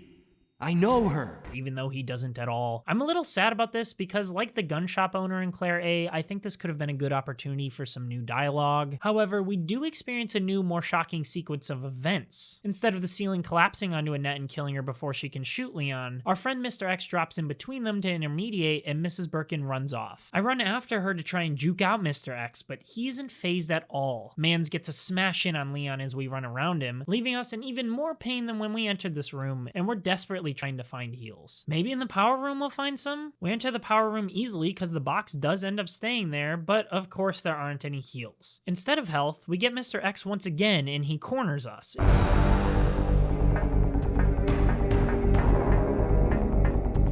And just when all hope seems lost, a gunshot out of nowhere distracts the massive monster. Suddenly, Ada yells, "Run!" and unloads her pistol into Mr. X. But as she's reloading, he picks her up, though this just gives her a better angle on his face, which she takes great advantage of, and this is an awesome moment. Mr. X's face is dripping blood, and he smashes through the railing into that smelting pool from earlier, and here I am wishing there was more of a final confrontation with him. Not that Ada's finishing of the monster wasn't incredibly satisfying, but it would have been cool to have a more climactic fight. Ada's victory came at what might be her life, but how am I supposed to care when the following conversation is what's had? Leon, please, escape. No. We're a team. I can't just leave you behind. I'm just a woman who fell in love with you. Nothing more. Y'all are in love. Really. And then they kiss right before she dies, and Leon lets out a genuinely unsettling Ada!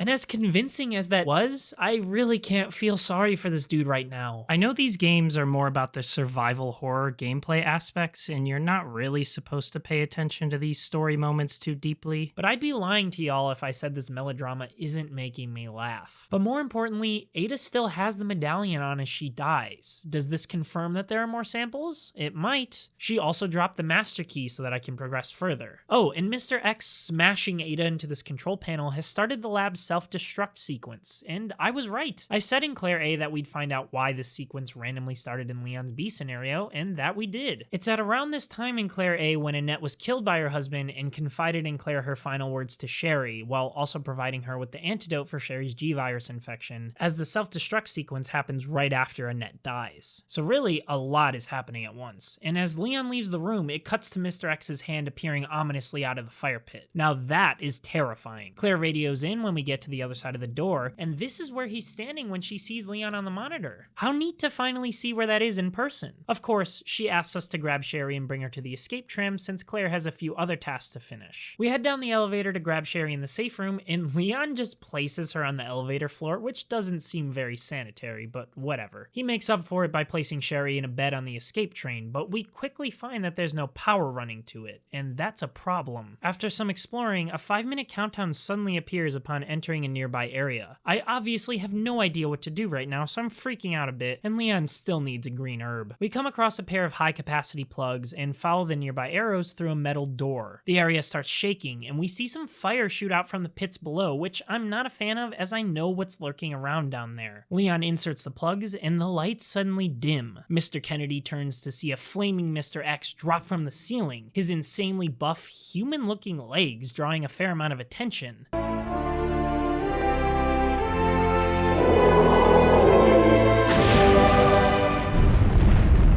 Leaving no time to react, Mr. X charges Leon with a brutal claw attack and continues to wail on him with a way faster attack speed than anything we've seen him hit with so far. I get a few submachine gun shots off, but none that hit, and Leon is absolutely gutted by his newfound nemesis. Now this is the Mr. X I was expecting. I try this fight 3 or 4 more times and make absolutely no progress. Mr. X is way too fast, and Leon is only at yellow health with no heals, so there's little to no survivability when this fight starts. I attempted to walk slowly and keep him at arm's length, and while this keeps Mr. X from charging and hitting Leon, we can't turn to do any damage, so it's kinda pointless. I did want a challenge though, so it's time to rethink my strategy. There is another option here. I have a save from back in the underground lab, which I reload to roam around and grab all of the green herbs littered everywhere. Also, if you haven't noticed by now, I totally missed the Magnum. I looked up where to find it as I figured it would be pretty useful and learned it very much would be, but unfortunately the weapon is stuck back in the STARS office and I completely missed it. In fact, I even said there's nothing new in that room at all. So I'm stuck with some combination of the submachine gun, the pistol, the shotgun, and the flamethrower. I also may have died once or twice to the lickers in the submachine gun room as my save took place before I entered it, and this forced me to restart and clear it without taking any damage so I could keep my health up, but we're not going to talk about those mistakes. I also read online that you can fight off Mr. X in the hallway sections to gather some valuable items, so I try it in the hallway where Annette shoots Leon, and it works. Mr. X falls to the ground and drops Magnum bullets. I swear this game is trying to troll me. Anyways, after multiple attempts, I make it through the lickers without taking damage, avoid Mr. X in this hallway perfectly, go through the Ada section for the master key, and am ready for the final fight with 2 green herbs, a red and green mixed herb, my flamethrower, and my submachine gun. Let's do this. Before entering, I realize I have to grab both plugs here. I can't just grab one at a time, so I have to use a green herb to open up some inventory space. That's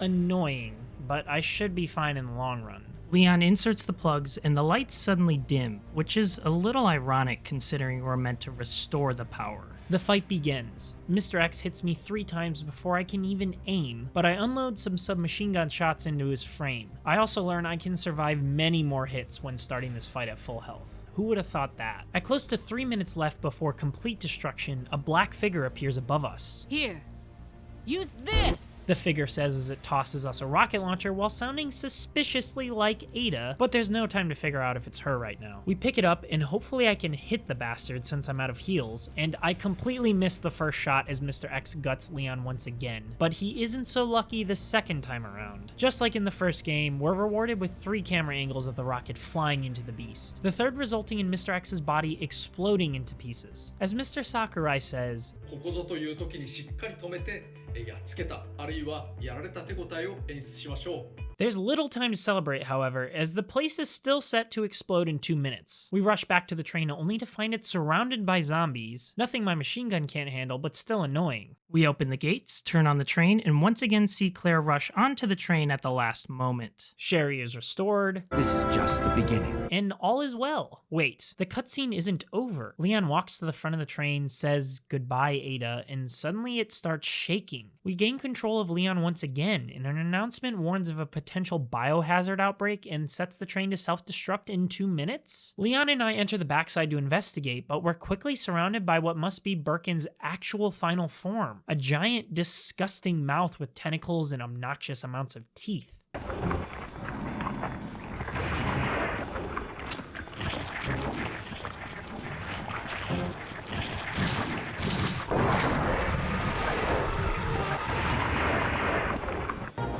Like anyone would do if faced with such a freak, I back Leon into a corner and unload with the submachine gun in what might truly be his most badass moment. Thankfully, this works and Birkin collapses into the sludge that he is, though I wouldn't be surprised if he somehow comes back in a future title. Oh no! Claire!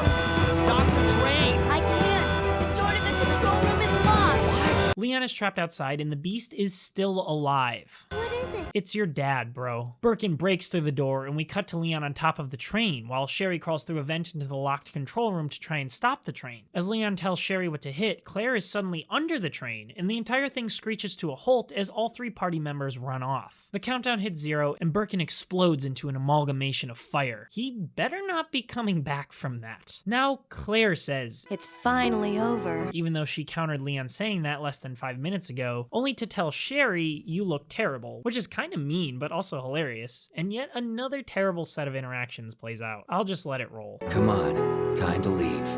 Now? What's wrong? Is something following us? We have to go. We don't have any time to waste. Go? Where? Hey, it's up to us to take out Umbrella. Okay, that last line was pretty sick, but otherwise, Claire is shocked that Leon wants to leave? It's so strange to see her being the urgent one in the A scenario endings, and suddenly it swaps to Leon being urgent in the B scenario. It's like she straight up forgot what just happened.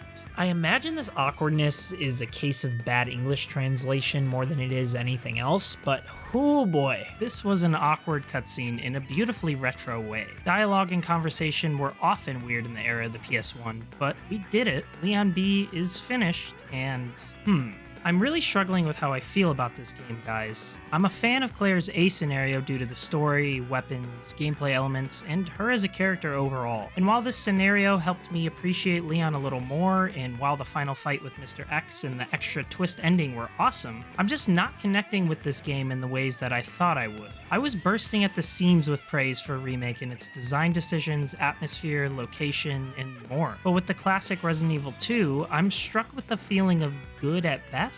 I miss the item combining and puzzle solving of the first game, at least in the form of the first game's remake, and a lot of that seems lost here. Is there ever a point where I'm combining items together to solve a puzzle? This leads me to wonder if Remake is really that different from the original, and if my love of that game is affecting how I feel here. One could also argue in the game's favor that I still think it's a good game, not an excellent game, even though it came out in 1998 and it's 2022. Let's be honest, there's a lot of games from back then that I certainly wouldn't call good today. I also can't take Leon seriously at all, even if his B scenario moments showed a little self-awareness. Say what you will about that, but my lack of being able to take him serious is really ruining things for me.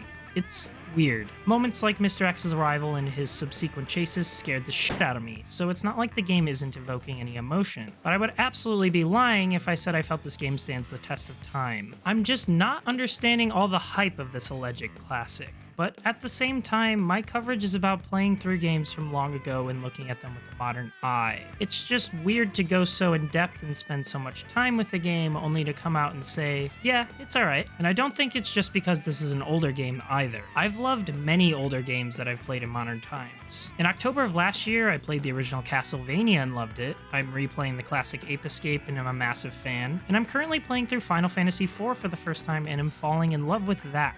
It's impossible for me to replicate the feelings you all felt when playing Resident Evil 2 upon its release, because I just wasn't there. Maybe I just need to accept that. But to help figure out my feelings, I'm going to play and review Resident Evil Director's Cut and compare it to RE2, so at the very least, I have a full understanding of the jump between RE1 and RE2 Classic. Even if it doesn't make me love Resident Evil 2, I will at least have a full picture before moving forward with the series. I should make it clear that I still very much respect this game for all it did, and I hope that's coming through in these videos. I'm having a really fun time breaking down everything there is to know about the game, all of the ties to the various scenarios, how it changes as you keep playing, and all that stuff. But that's where the fun is for me when it comes to this game. I'm not having fun while playing Resident Evil 2, but the love that I shared for Remake really isn't there for RE2. Like I said, there's no denying how big and influential RE2 was, and you can respect a game without being head over heels for it. That said, my just fine feelings towards this game make me all the more hyped to play Resident Evil 2 Remake, as maybe the modern twist on things will help me appreciate everything a little more.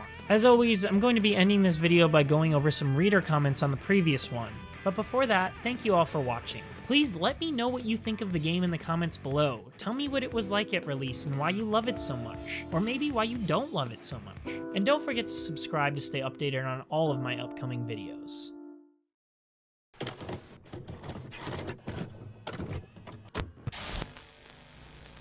Hi, quick question. What's your favorite Resident Evil 2 classic scenario? Think upon it while you're watching this video, and when you're done, tell me in the comments why you think I should appreciate your favorite scenario. You guys are gonna be so proud of me. I finally get Resident Evil 2. You all may remember in my previous videos that while I appreciated Resident Evil 2 for its accomplishments at the time, nothing about it hooked me like Remake did. Remake's puzzles were more about interacting with the environment and combining items than just bringing items from one place to another like in RE2. There isn't anything like reorganizing the bookshelf to make an image or combining different chemicals to make the V-Jolt formula in the second game. I also appreciate the lore and mystery surrounding the mansion in Remake, especially the messed up family dynamic due to the Spencers being taken advantage of. Reading about the slow decline of its inhabitants is nothing short of haunting.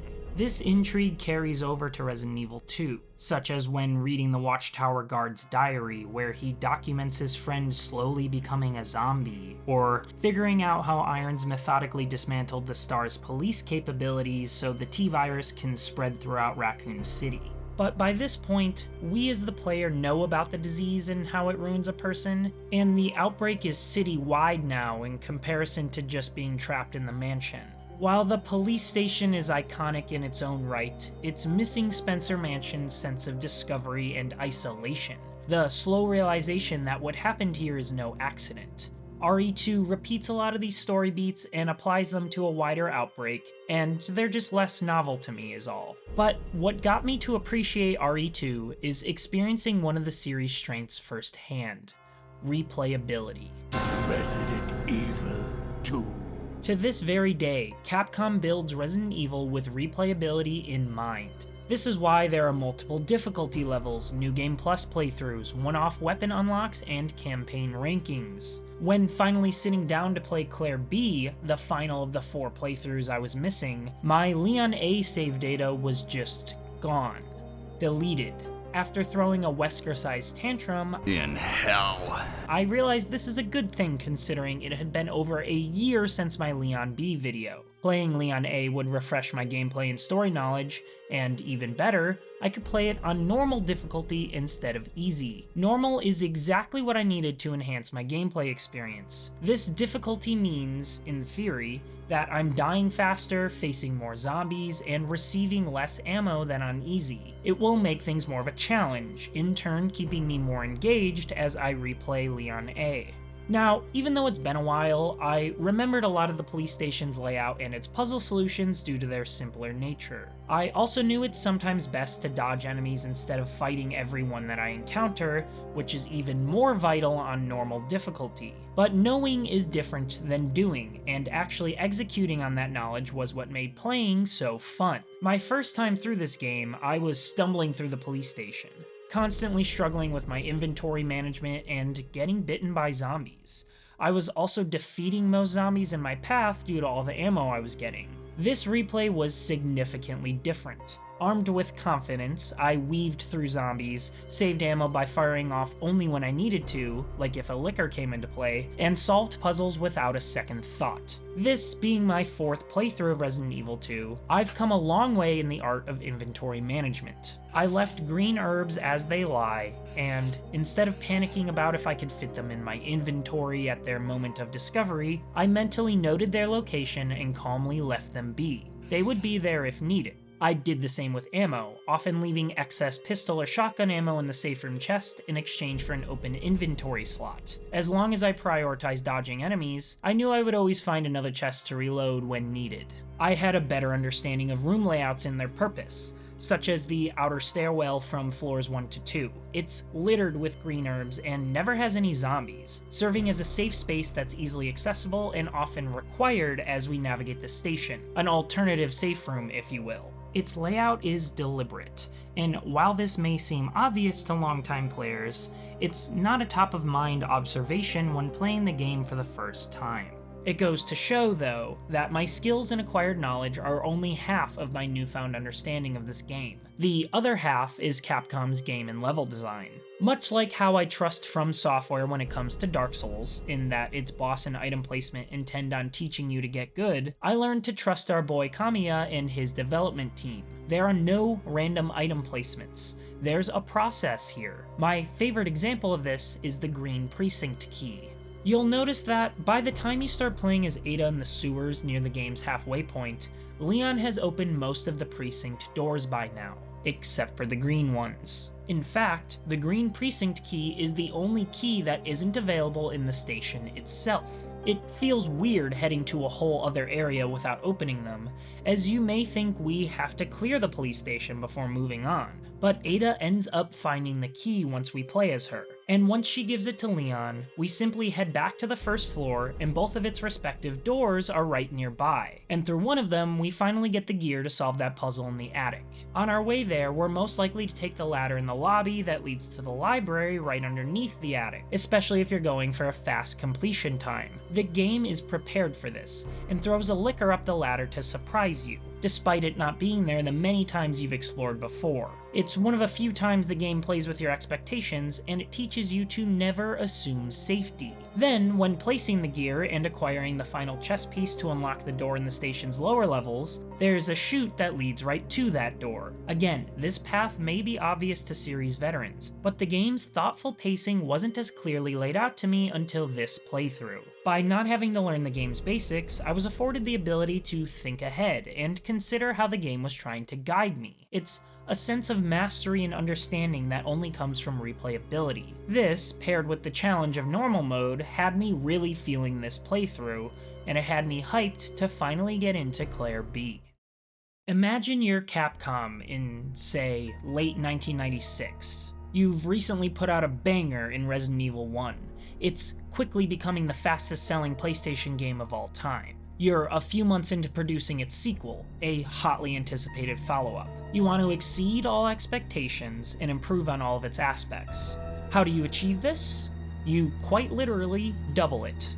In an interview with PlayStation Magazine in June 1998, 5 months after the release of Resident Evil 2, game director Hideki Kamiya revealed that by the end of developing the original Resident Evil, the team already had the idea to tell one story through multiple perspectives. Resident Evil 1 dabbles in this, with Chris and Jill's playthroughs having different weapons, characters, and story beats, though their campaigns don't directly affect one another, nor do the characters really meet up.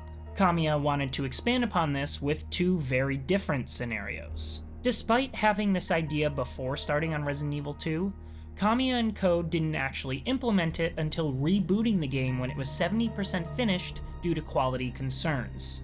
It was at this point the crew implemented Resident Evil 2's zapping system, the idea that choices and actions made in your first playthrough would affect how certain moments played out in your second, tying them together and, in theory, creating a more immersive experience. As a result, 4 scenarios were born: Leon A, whose choices affect Claire B, and Claire A, which leads into Leon B. The A and B scenarios play out chronologically from a story perspective, where we see Leon's half and Claire's half depending on which we pick first. Despite some gameplay inconsistencies where both characters carry out the same actions, such as putting out the helicopter fire with the valve handle, Capcom executed their idea quite well. I've gone over Leon A, Claire A, and Leon B in my previous videos, and this video is an extension on those, covering the Claire B side of things. But here's the thing. Leon A and Claire B is a different story in many ways than Claire A and Leon B, to the point where neither story is fully canon. Future games apparently pick and choose elements from either one, but because they're 2 different stories, they're almost inherently at separate levels of quality. Having played the whole game now, this difference in quality is quite clear. Y'all, there's no easy way to say this, but I don't like Claire's B scenario. Look, I'm sorry I bothered you, okay? And that makes me sad. It has me questioning the entire Leon A, Claire B half of Resident Evil 2. Part of this disappointment is due to me having played Leon B first, as the two are quite alike in their first half, with similar puzzles and action sequences. Mr. X appears in many of the same spots, and every boss is the same, albeit one taking place in a different location. Otherwise, Claire B hardly justifies its existence from a story perspective. It repeats many of Claire A's most interesting moments, and with a few exceptions, the moments it replaces are uninteresting at worst and unimpactful fan service at best. I feel the same way about Leon A as I do Claire B, maybe worse. I remarked in my Leon B video that a game having 4 campaigns sounds like amazing value, and I would have loved that as a kid. But having finally played all 4, I wish they went with one scenario for each character like in Resident Evil 1, while still retaining the scenario's differences. The Claire A, Leon B route, for instance, is fairly impactful. In this route, Claire learns that her brother, Chris, left for Europe to chase Umbrella. We meet the unbearable Chief Irons and discover his reasoning for letting the station get overrun, run into Annette and learn that Sherry is the Birkin's daughter, we play as Sherry multiple times, and rush to cure Sherry from the G-Virus infection by creating an antidote. In Leon B, Leon actually meets Sherry. We spend quite a bit of time with Ada, and she gets a badass set of final moments through eliminating Mr. X. We run into an investigative journalist who was working to uncover Chief Irons' deception, and even see the more empathetic side of our main man. While parts of this were in Leon's A scenario, all of the important moments from Leon A carry into Leon B, while Leon B expands upon them in ways that Leon A failed to. Again, this is discussed in my previous videos on the subject, so for the sake of redundancy, I won't get into them too much right now. Now, let's get into the details. Claire's got the same badass motorcycle intro as her A scenario, which is neat, but the rest of her opening moments are quite similar to Leon B. She enters the station through the same back way, gets inside through the same second floor entrance, and even faces the same lickers in the same hallway. Though I ran from them this time as I'm playing on normal now and I'm not ready to fight them with just a pistol. We head down to the main lobby through the ladder where Leon gets his shotgun while Claire her grenade launcher. And it's on this playthrough I realize how grateful I am to get a powerful weapon this early on, as the B scenarios Mr. X and the early introduction to lickers are a scary threat, and this is the game providing you some well-needed assistance. In Leon B, I tried fighting them with my pistol and it was a massive mistake. I make my way into the lobby's second floor, fight my way through a set of zombies, and see the unicorn medal in a stone holder. Wait a minute, that's where it was in Leon's B scenario. I make my way to the first floor office, and the valve handle is in the same spot as well. I play a bit further and use the valve handle to put out the helicopter fire. Sure enough, Mr. X dropped in from the sky right after doing so. If Claire needed to find my heart for a puzzle solution, she'd find it sunk into my stomach, as this was a moment of clarity for me. Nearly all of the first half of Claire's B scenario is a copy of Leon's B scenario, at least when it comes to the B scenario specific changes. Or rather, the first half of both B scenarios are very similar, as some might have played Claire B before Leon B and realized the same thing. Now, I probably should have realized this would be the case when so much of Leon B was the same as his A scenario, but his B scenario showed so much more character, and revealed some interesting story beats as I noted in my video on it. I actually felt like I got to know Leon better, and it felt like he was on a mission unlike his meandering A scenario. In Claire B, things feel... lazy is never the right word, because nothing in game development is ever lazy, but we don't see a new side of Claire, nor do we learn much in terms of lore. This is a compliment to Claire A, as that felt like a full exploration of both her character and the story as a whole. For example, she goes to great lengths to save Sherry from a G-Virus infection, and stands up to Irons, the powerful police chief. And through her actions, we learn about the origins of the G-Virus and what Irons did wrong in the first place. In Claire B, all of this is either repeated or replaced by something lesser. Let's illustrate some examples by examining the first half of Claire B, both its story and gameplay moments. The following situations and item locations are in the exact same spot in both Claire B and Leon B. the unicorn medal and its subsequent spade key, the valve handle location, Mr. X dropping in after putting out the helicopter fire, the blue ID card location and the liquor scare in Tyrannosa's room, Tyrannosa's gem locations, the zombies appearing in the safe room scare, Mr. X coming into the furnace puzzle room with the gear, the club key gathered by the alternate character, Sherry or Ada, the Birkin transformation fight, though this one is in a different spot, and every single note. I don't think there's a single new note in Claire's B scenario, but I am open to the possibility that I missed one. With that in mind, let's also look at the moments carried over from Claire A. Every stone piece location, the C4 in the file room and the detonator in the room with the dead cop, Irons' reveal and his creepy conversation about the mayor's daughter, as well as his conversation down below his office, meeting Sherry behind Irons' office, the heart key on Irons' desk afterward, the fax machine reveal in the Star's office. I say again, nearly every impactful moment in the first half of Claire B is carried over from Claire A, or is also in Leon B, wholly negating their impact on the play experience if you're to play it last like I did. It's not that these moments are bad by themselves. As I said, Claire A and Leon B are my two favorite scenarios, but it's their implementation in Claire B and Resident Evil 2 overall. Why is there a fourth scenario if so much of it is pulled from the previous ones? And as a byproduct, why have the B scenario at all for the same reasons? Resident Evil 1 has more than enough replay value without these hollow add-ons, and two scenarios with multiple difficulties deliver everything that's needed there. Credit where it's due, there are a few unique B scenario moments in its first half. Let's look at some moments that actually stand out in Claire B.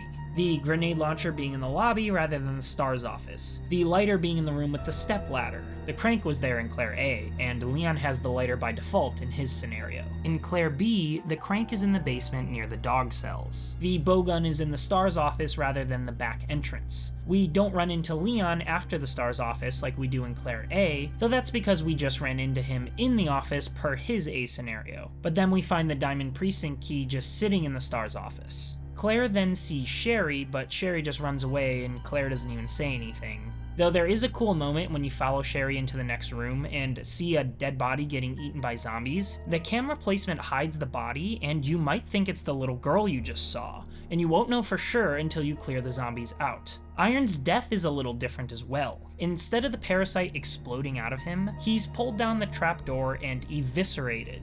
Then, when Claire interacts with the trapdoor, his body shoots up. A moment that made me jump. We then head down that trapdoor and fight the pipe-wielding Birkin instead of the G-Virus spawn like in Claire A. That said, we also fight this same boss in Leon B near Leon's sewer entrance. These moments are fine, but nothing here justifies a whole new playthrough. I understand that to some degree I'm throwing shade at Claire B because it's the last scenario I played, but I can't really help that. If anything, my beef with it is proof that the B scenario idea is flawed in general. Is this a reductive look at the B scenarios? It may come across that way at first, but I'm trying to decide the value in this campaign. 2 of the 4 scenarios to me are kinda pointless, and this is what's on my mind the entire time while playing, and I can't pretend that isn't important. If I'm replaying a scenario, I'm okay with knowing what happens, like when I replayed Leon A before Claire B. If I'm playing a new scenario for the first time and so many things repeat when I was expecting something new, a lot of the suspense and pondering is simply gone. And that's what I'm playing these games for. These are the most important parts to me, what stand out to me, and what makes me enjoy them. As proof of this, I did leave out one notable Claire B moment to discuss in detail. Mr. X doesn't appear in the hallway adjacent to Iron's office in Claire B like he did in Leon B. Instead, Claire is heading down from the attic with our newly acquired bluestone when Mr. X climbs over the 3rd floor railing. The monster corners us with no way around him, forcing us to fight back. If you haven't figured out you can down him yet, now's the moment. You're likely going to fire off your most powerful weapons in hopes that he's taken down. This is what I'm looking for in an additional playthrough, a moment that's tense and inescapable, and that requires you to do something new. I'd rather have more of this or no new campaign at all. Another smaller touch is Iron's death, which I already mentioned. Again, his body shoots up when you interact with the trapdoor. I was anticipating a scare when I got down the ladder, not when just interacting with it. It's a good scare, and this change has a story reason as well. Once you climb down the ladder, you realize it's Birkin that attacked Irons, not the parasite like in Claire A. Birkin isn't trying to infect Irons, he just attacked him and threw his body back up. Another nice attention to detail. It's worth noting that Leon B repeats a lot as well, such as with Ben the journalist and Leon getting shot, as well as a few of Ada's key moments, but even if item locations and such were exactly the same in Leon B as they were Leon A, its unique story moments would have made up for it. Leon interacts with Sherry, which is great, even saving her life at Claire's command. Leon enters Iron's office in his B scenario, and even though Leon never meets the guy, it's cool to see our main man entering his boss's room and reading his journals, especially with the added understanding from the journalist Ben. Leon entering Iron's office allows the player to feel this personal connection. We witness Leon's self-awareness and see him frustrated that no one ever listens to him. Wait! And even so, he won't give up on doing what's right. Man, why doesn't anyone ever listen to me? I don't love the extended romance between him and Ada, but not because it isn't interesting, I just don't think it's well deserved. It still develops both characters, and the two even share a kiss. I could go on, and already have in my Leon B video. I could see some pushback on my opinion being like, well, if you don't like Claire's B scenario, how would you have done it? Did you expect them to just overhaul the game for the B scenarios? And that's the thing, I never wanted that level of effort. If it's between what we've got and not having a B scenario, I'd rather not have them at all. This opinion isn't even fueled by the story inconsistencies as I mentioned in my other videos. This is from a fun factor alone. In my Leon B video, I mentioned that the B scenario exists to test my skills. But after seeing Claire B, I realized that if they wanted to preserve the B scenario's additional challenge, do it through difficulty levels. Implement Mr. X on a higher difficulty where the stories are the same, but he amps up the challenge. I do think there was room for Mr. X to be included in the A scenarios anyways, and hey, they did that in Resident Evil 2 Remake, so I must be somewhat right. I understand I may be asking way too much of this game for the time, but I'm trying to present alternatives instead of just complaining. At the end of the day, I'm not demanding an expansive set of B scenarios with loads of new content or for Capcom to have added an AI dog partner. I would have been happy with just two separate scenarios. The first half of Leon A and the latter half of his B merged into one, and Claire A as it stands.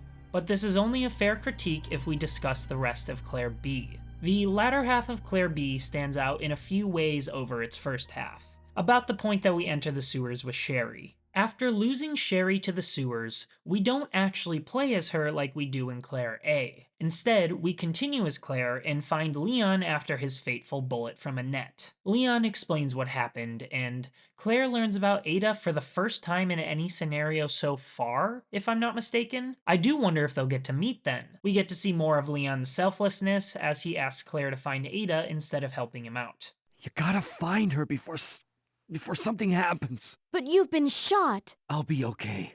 We move on and find the wolf medal in the same spot as in Leon A, where Birkin massacred these soldiers, whereas Sherry finds it in Claire A before falling down the trash chute. Next, we find Annette climbing out of the liquid after Ada decked her in Leon A, a stark contrast from her pointing a gun at Claire upon first meet in Claire A.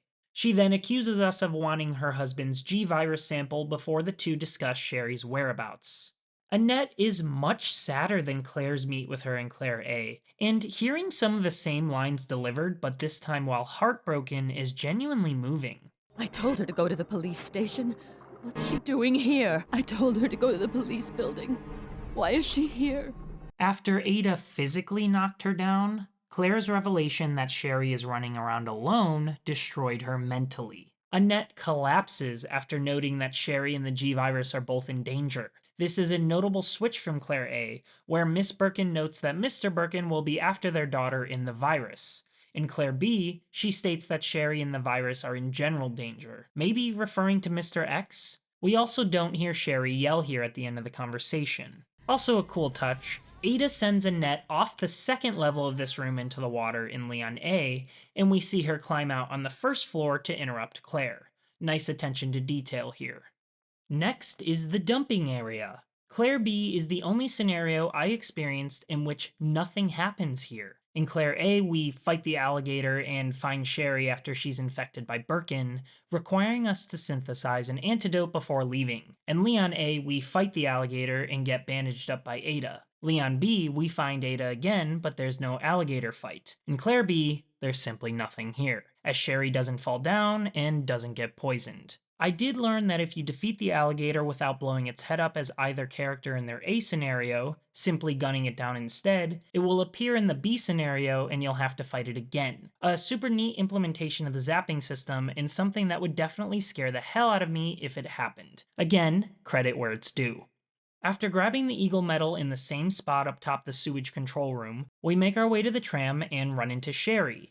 A much less interesting find than discovering her in the dumping area after she was infected. Claire asks her about the G-Virus, but Sherry doesn't know what Claire is talking about. Of course, we know from Leon B that the G-Virus is hidden in her locket as Ada finds it, but Claire and Sherry don't know that yet. Leon B doesn't tie into Claire B anyways, but this is a fact that carries across scenarios. There's no tram fight in Claire B since Leon has the fight with Birkin smashing his hands through the roof in Leon A, and we continue, leaving Sherry in the control room as Leon did Ada in his B scenario. I smell a Mr. X coming. I was right. I'm no longer scared of the man, and I quickly take him down with Claire's fire grenades, recover some acid rounds from his body, and scram back to Sherry so we can head down to the factory.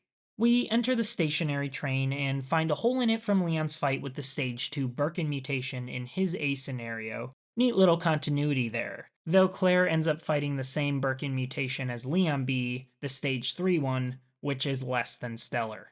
If you'll give me a moment to be proud of myself though, I actually pull off some sick dodges in the fight's latter half while taking this thing down with Claire's fire grenades. Much more than I could have pulled off a few playthroughs ago, so it's nice to know that I'm actively getting better at this game. You'd hope so after this many playthroughs, right?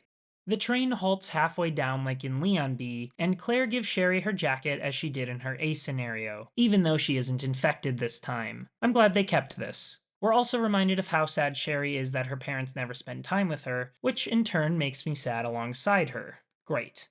We then play through the underground lab section from Leon B and fight the upgraded lickers to turn on the nearby elevator.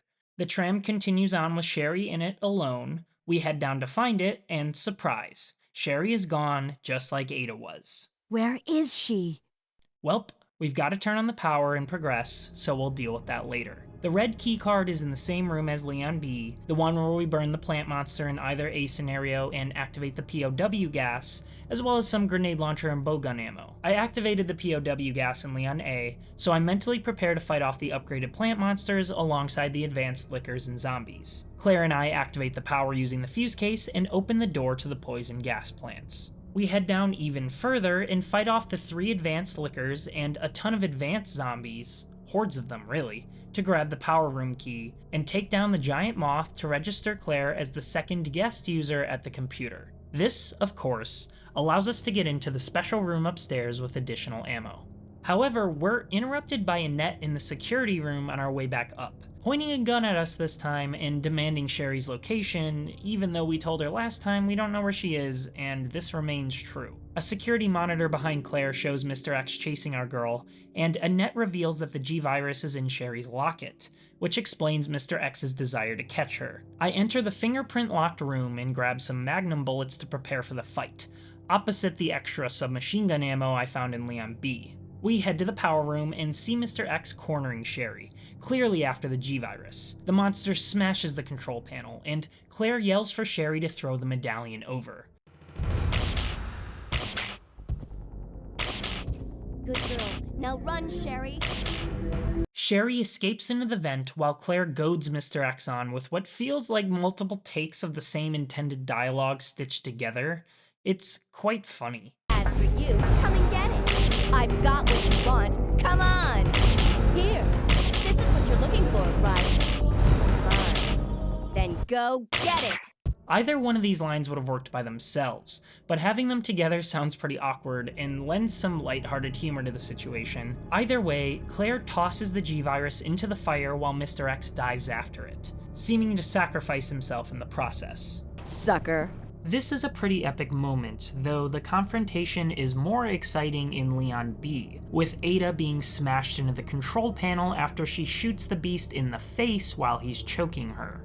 We do have to suffer through Leon's cringy dialogue there, but at least it gives him some character. And, what's especially interesting, Ada has the G-Virus as Leon leaves her in Leon B. We know she survives as she throws the rocket launcher at us and is still wearing the necklace, so she clearly takes the G-Virus with her. I believe Leon B is the only ending where the G-Virus sample makes it out, as it gets crushed in Claire A and Leon throws it into a pit in Leon A. But back to Claire in Claire B, her victory is cut short as the self-destruct sequence activates due to Mr. X's brutality. Claire rushes back through the lab to find Sherry so we can get the hell out of here, as we see Mr. X's mutilated hand emerge from the lava. Arriving near the fuse spot, Claire and I come upon what might be the saddest scene in all 4 scenarios. It's Sherry crying near her mother, who's laying on the ground with a wounded head, assumedly after she shoots Ada in Leon A. In the first interaction of mother and daughter we witness, Annette apologizes for being a terrible one and passes on from her wounds when the ceiling collapsed on her during Leon A. A lot of trauma happens on this walkway, though we've little time to let our emotions get the better of us. Claire grabs Sherry and we head to the escape train. But as any Leon B player knows, we need to turn on the power and defeat Mr. X's final form. And I don't actually have much to report here. My practice from the Birkin fight on the tram paid off, or Claire's grenade launcher is just super powerful, but I was able to beat this dude on my first try. This fight does include one of the more interesting moments in Claire B from a lore perspective though, and that it's the only time Ada and Claire interact in any of the 4 scenarios. And it's Ada giving Claire a rocket launcher, which is awesome. This interaction isn't lost on Claire either, as she yells, "Who are you?" in the middle of a fight with a Titan to no avail. Maybe she'll learn in a later game. It takes me a second to fire the rocket launcher here, as Mr. X gets the drop on me, and for a moment I thought I was going to die. But thankfully, I fire off a rocket without missing this time around, and enjoy a sweet victory montage once again.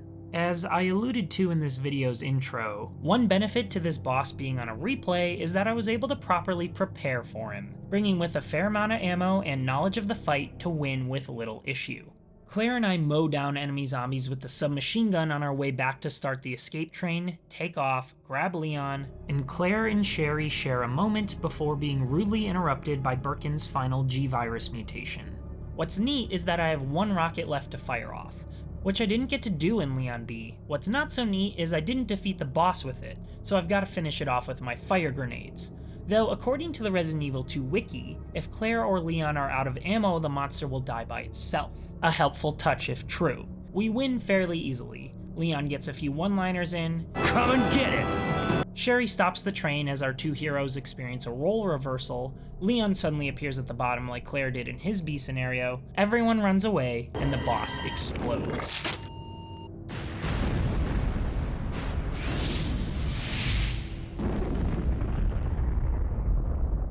What's nice about this ending compared to Leon B's is the dialogue is a bit more optimistic. Leon compliments Sherry, and Claire ends off on wanting to save Chris. It's a lot less cringe, even if Leon repeats Claire's "is something following us?" even after the boss exploded, and I like that we end on Claire wanting to save Chris rather than Leon's "we need to stop Umbrella." Both are important, but Claire's more personal reason for continuing is cool. Plus, it's relevant to the first game, where we actually play as Chris. So here's the thing about Claire B. Seeing Annette and Sherry interact was emotionally impactful. Claire throwing the G-Virus into the fire to bait Mr. X was badass, but none of it lives up to the drama of Sherry being poisoned and us desperately crafting a cure in Claire A. Having Birkin be so far gone that he infects his own daughter is an incredible story beat, showcasing what happens when you obsess over dangerous work and the effects it has on your family time and time again. The consequences are significant, with Birkin taking down his wife as well. Nothing in the latter half of Claire B matches the tension of bringing Sherry the antidote before it's too late. Claire's panic as we wait for it to work after giving it to her. Come on, Sherry, wake up! In Claire B, Claire's goal is to save Sherry. Before, it was to cure her. While it's nice that Annette's last moments were with her daughter in Claire B, the story's lessons are more impactful if she dies at her husband's hands. She still gets to send Claire off to find her daughter and will die knowing that she'll be safe, but she doesn't get the satisfaction of seeing her one last time. Why did we need this fourth scenario? If most of Claire B's first half is the same as Claire A, and if the latter half of Claire B fails to live up to Claire A's, why didn't we just get Claire A and B's best moments in one scenario? I don't see how this wouldn't make for a better experience. In a 1998 developer interview with PlayStation Magazine, Resident Evil 2 producer Shinji Mikami says the following about the B scenarios. Naturally, once you get used to the game, the zombies become less of a threat, and your stress and fear are both diminished. By changing the difficulty and enemy patterns, we were able to hold on to some of that. I agree with him. Capcom could have achieved this difficulty switch by just switching things up on, well, higher difficulties without adding alternate stories through the B scenarios. That's the thing. The gameplay isn't bad on a replay. Resident Evil 2 is fun to play. Characters control well, there's a great selection of weapons, I enjoy the game's environmental storytelling, and each character feels powerful enough while not feeling invincible. It's the lackluster story in literally half of the scenarios that ruin things for me. Maybe I should have kept my expectations in check, but the game presents these scenarios as major parts of it, so it's going to get some major critiques. Yes, changing the A and B scenarios would have required changing the zapping system, but it's certainly possible. The stories could still take place alongside one another with gameplay from one affecting the other. None of the zapping moments affect the story anyway. We could still have whoever you play as first take the submachine gun or the side pack and have it removed in the second scenario. Both characters start in the station's back area in a B scenario, and most of their key items are in the same spots, so it shouldn't matter who you play as second. While the story would need some tweaks, a first and second playthrough can be easily interchangeable. Here's an example. Again, my ideal scenario is Claire A's existing one, and then the first half of Leon A merged with Leon B's latter half. In this case, let's say we're playing as Leon first. We see Annette run from Leon when Mr. X drops down in the underground lab. That's the last we see of her in Leon's scenario. Then when we're playing as Claire, we know that Annette ends up running into Claire and is downed by her husband's claws. If we still wanted the emotional Sherry moment that's in Claire B, let's have her appear next to Annette as she's explaining the antidote. Sherry already randomly appeared in Claire B after the sewer section. Why can't that happen here? When playing Leon's scenario, we'd just see Annette run off. When playing Claire's, we'd see where Annette ran to and experience her death. I could go on forever about this sort of thing, but I hope I've made my point clear. As I've said, part of me is sad. I'm not seeing the magic that many seem to have seen when this game came out. And I sometimes wonder if I'm just being too jaded or not giving the game enough of a chance. But then I remember my recent experiences with Pikmin, Ocarina of Time, the original Castlevania, the original Zelda, Silent Hill 2, Conker's Bad Fur Day, Sonic Adventure 2, Ape Escape, the classic Final Fantasies, so many old games. I appreciate, or in some cases adore, what I've played. Aside from Castlevania, I've played all of these in the last 6 to 8 months alone. I love how experimental these games are, how focused they are, and how they lack bloat, how every mechanic contributes to a larger whole. I love older games in general, so it can't be that I'm jaded. I think I'm just not connecting with RE2 in the ways that I'd like. I can appreciate its great moments, and it has a lot of them, but the whole is not enough for me. Of course, it's not the worst thing in the world to not like a game released before I was born, but it's always sad to not click with a longtime classic. Otherwise, that's Resident Evil 2. I appreciate everyone who stuck with me across these 4 videos. Get ready for Resident Evil 3. Thanks for indulging me.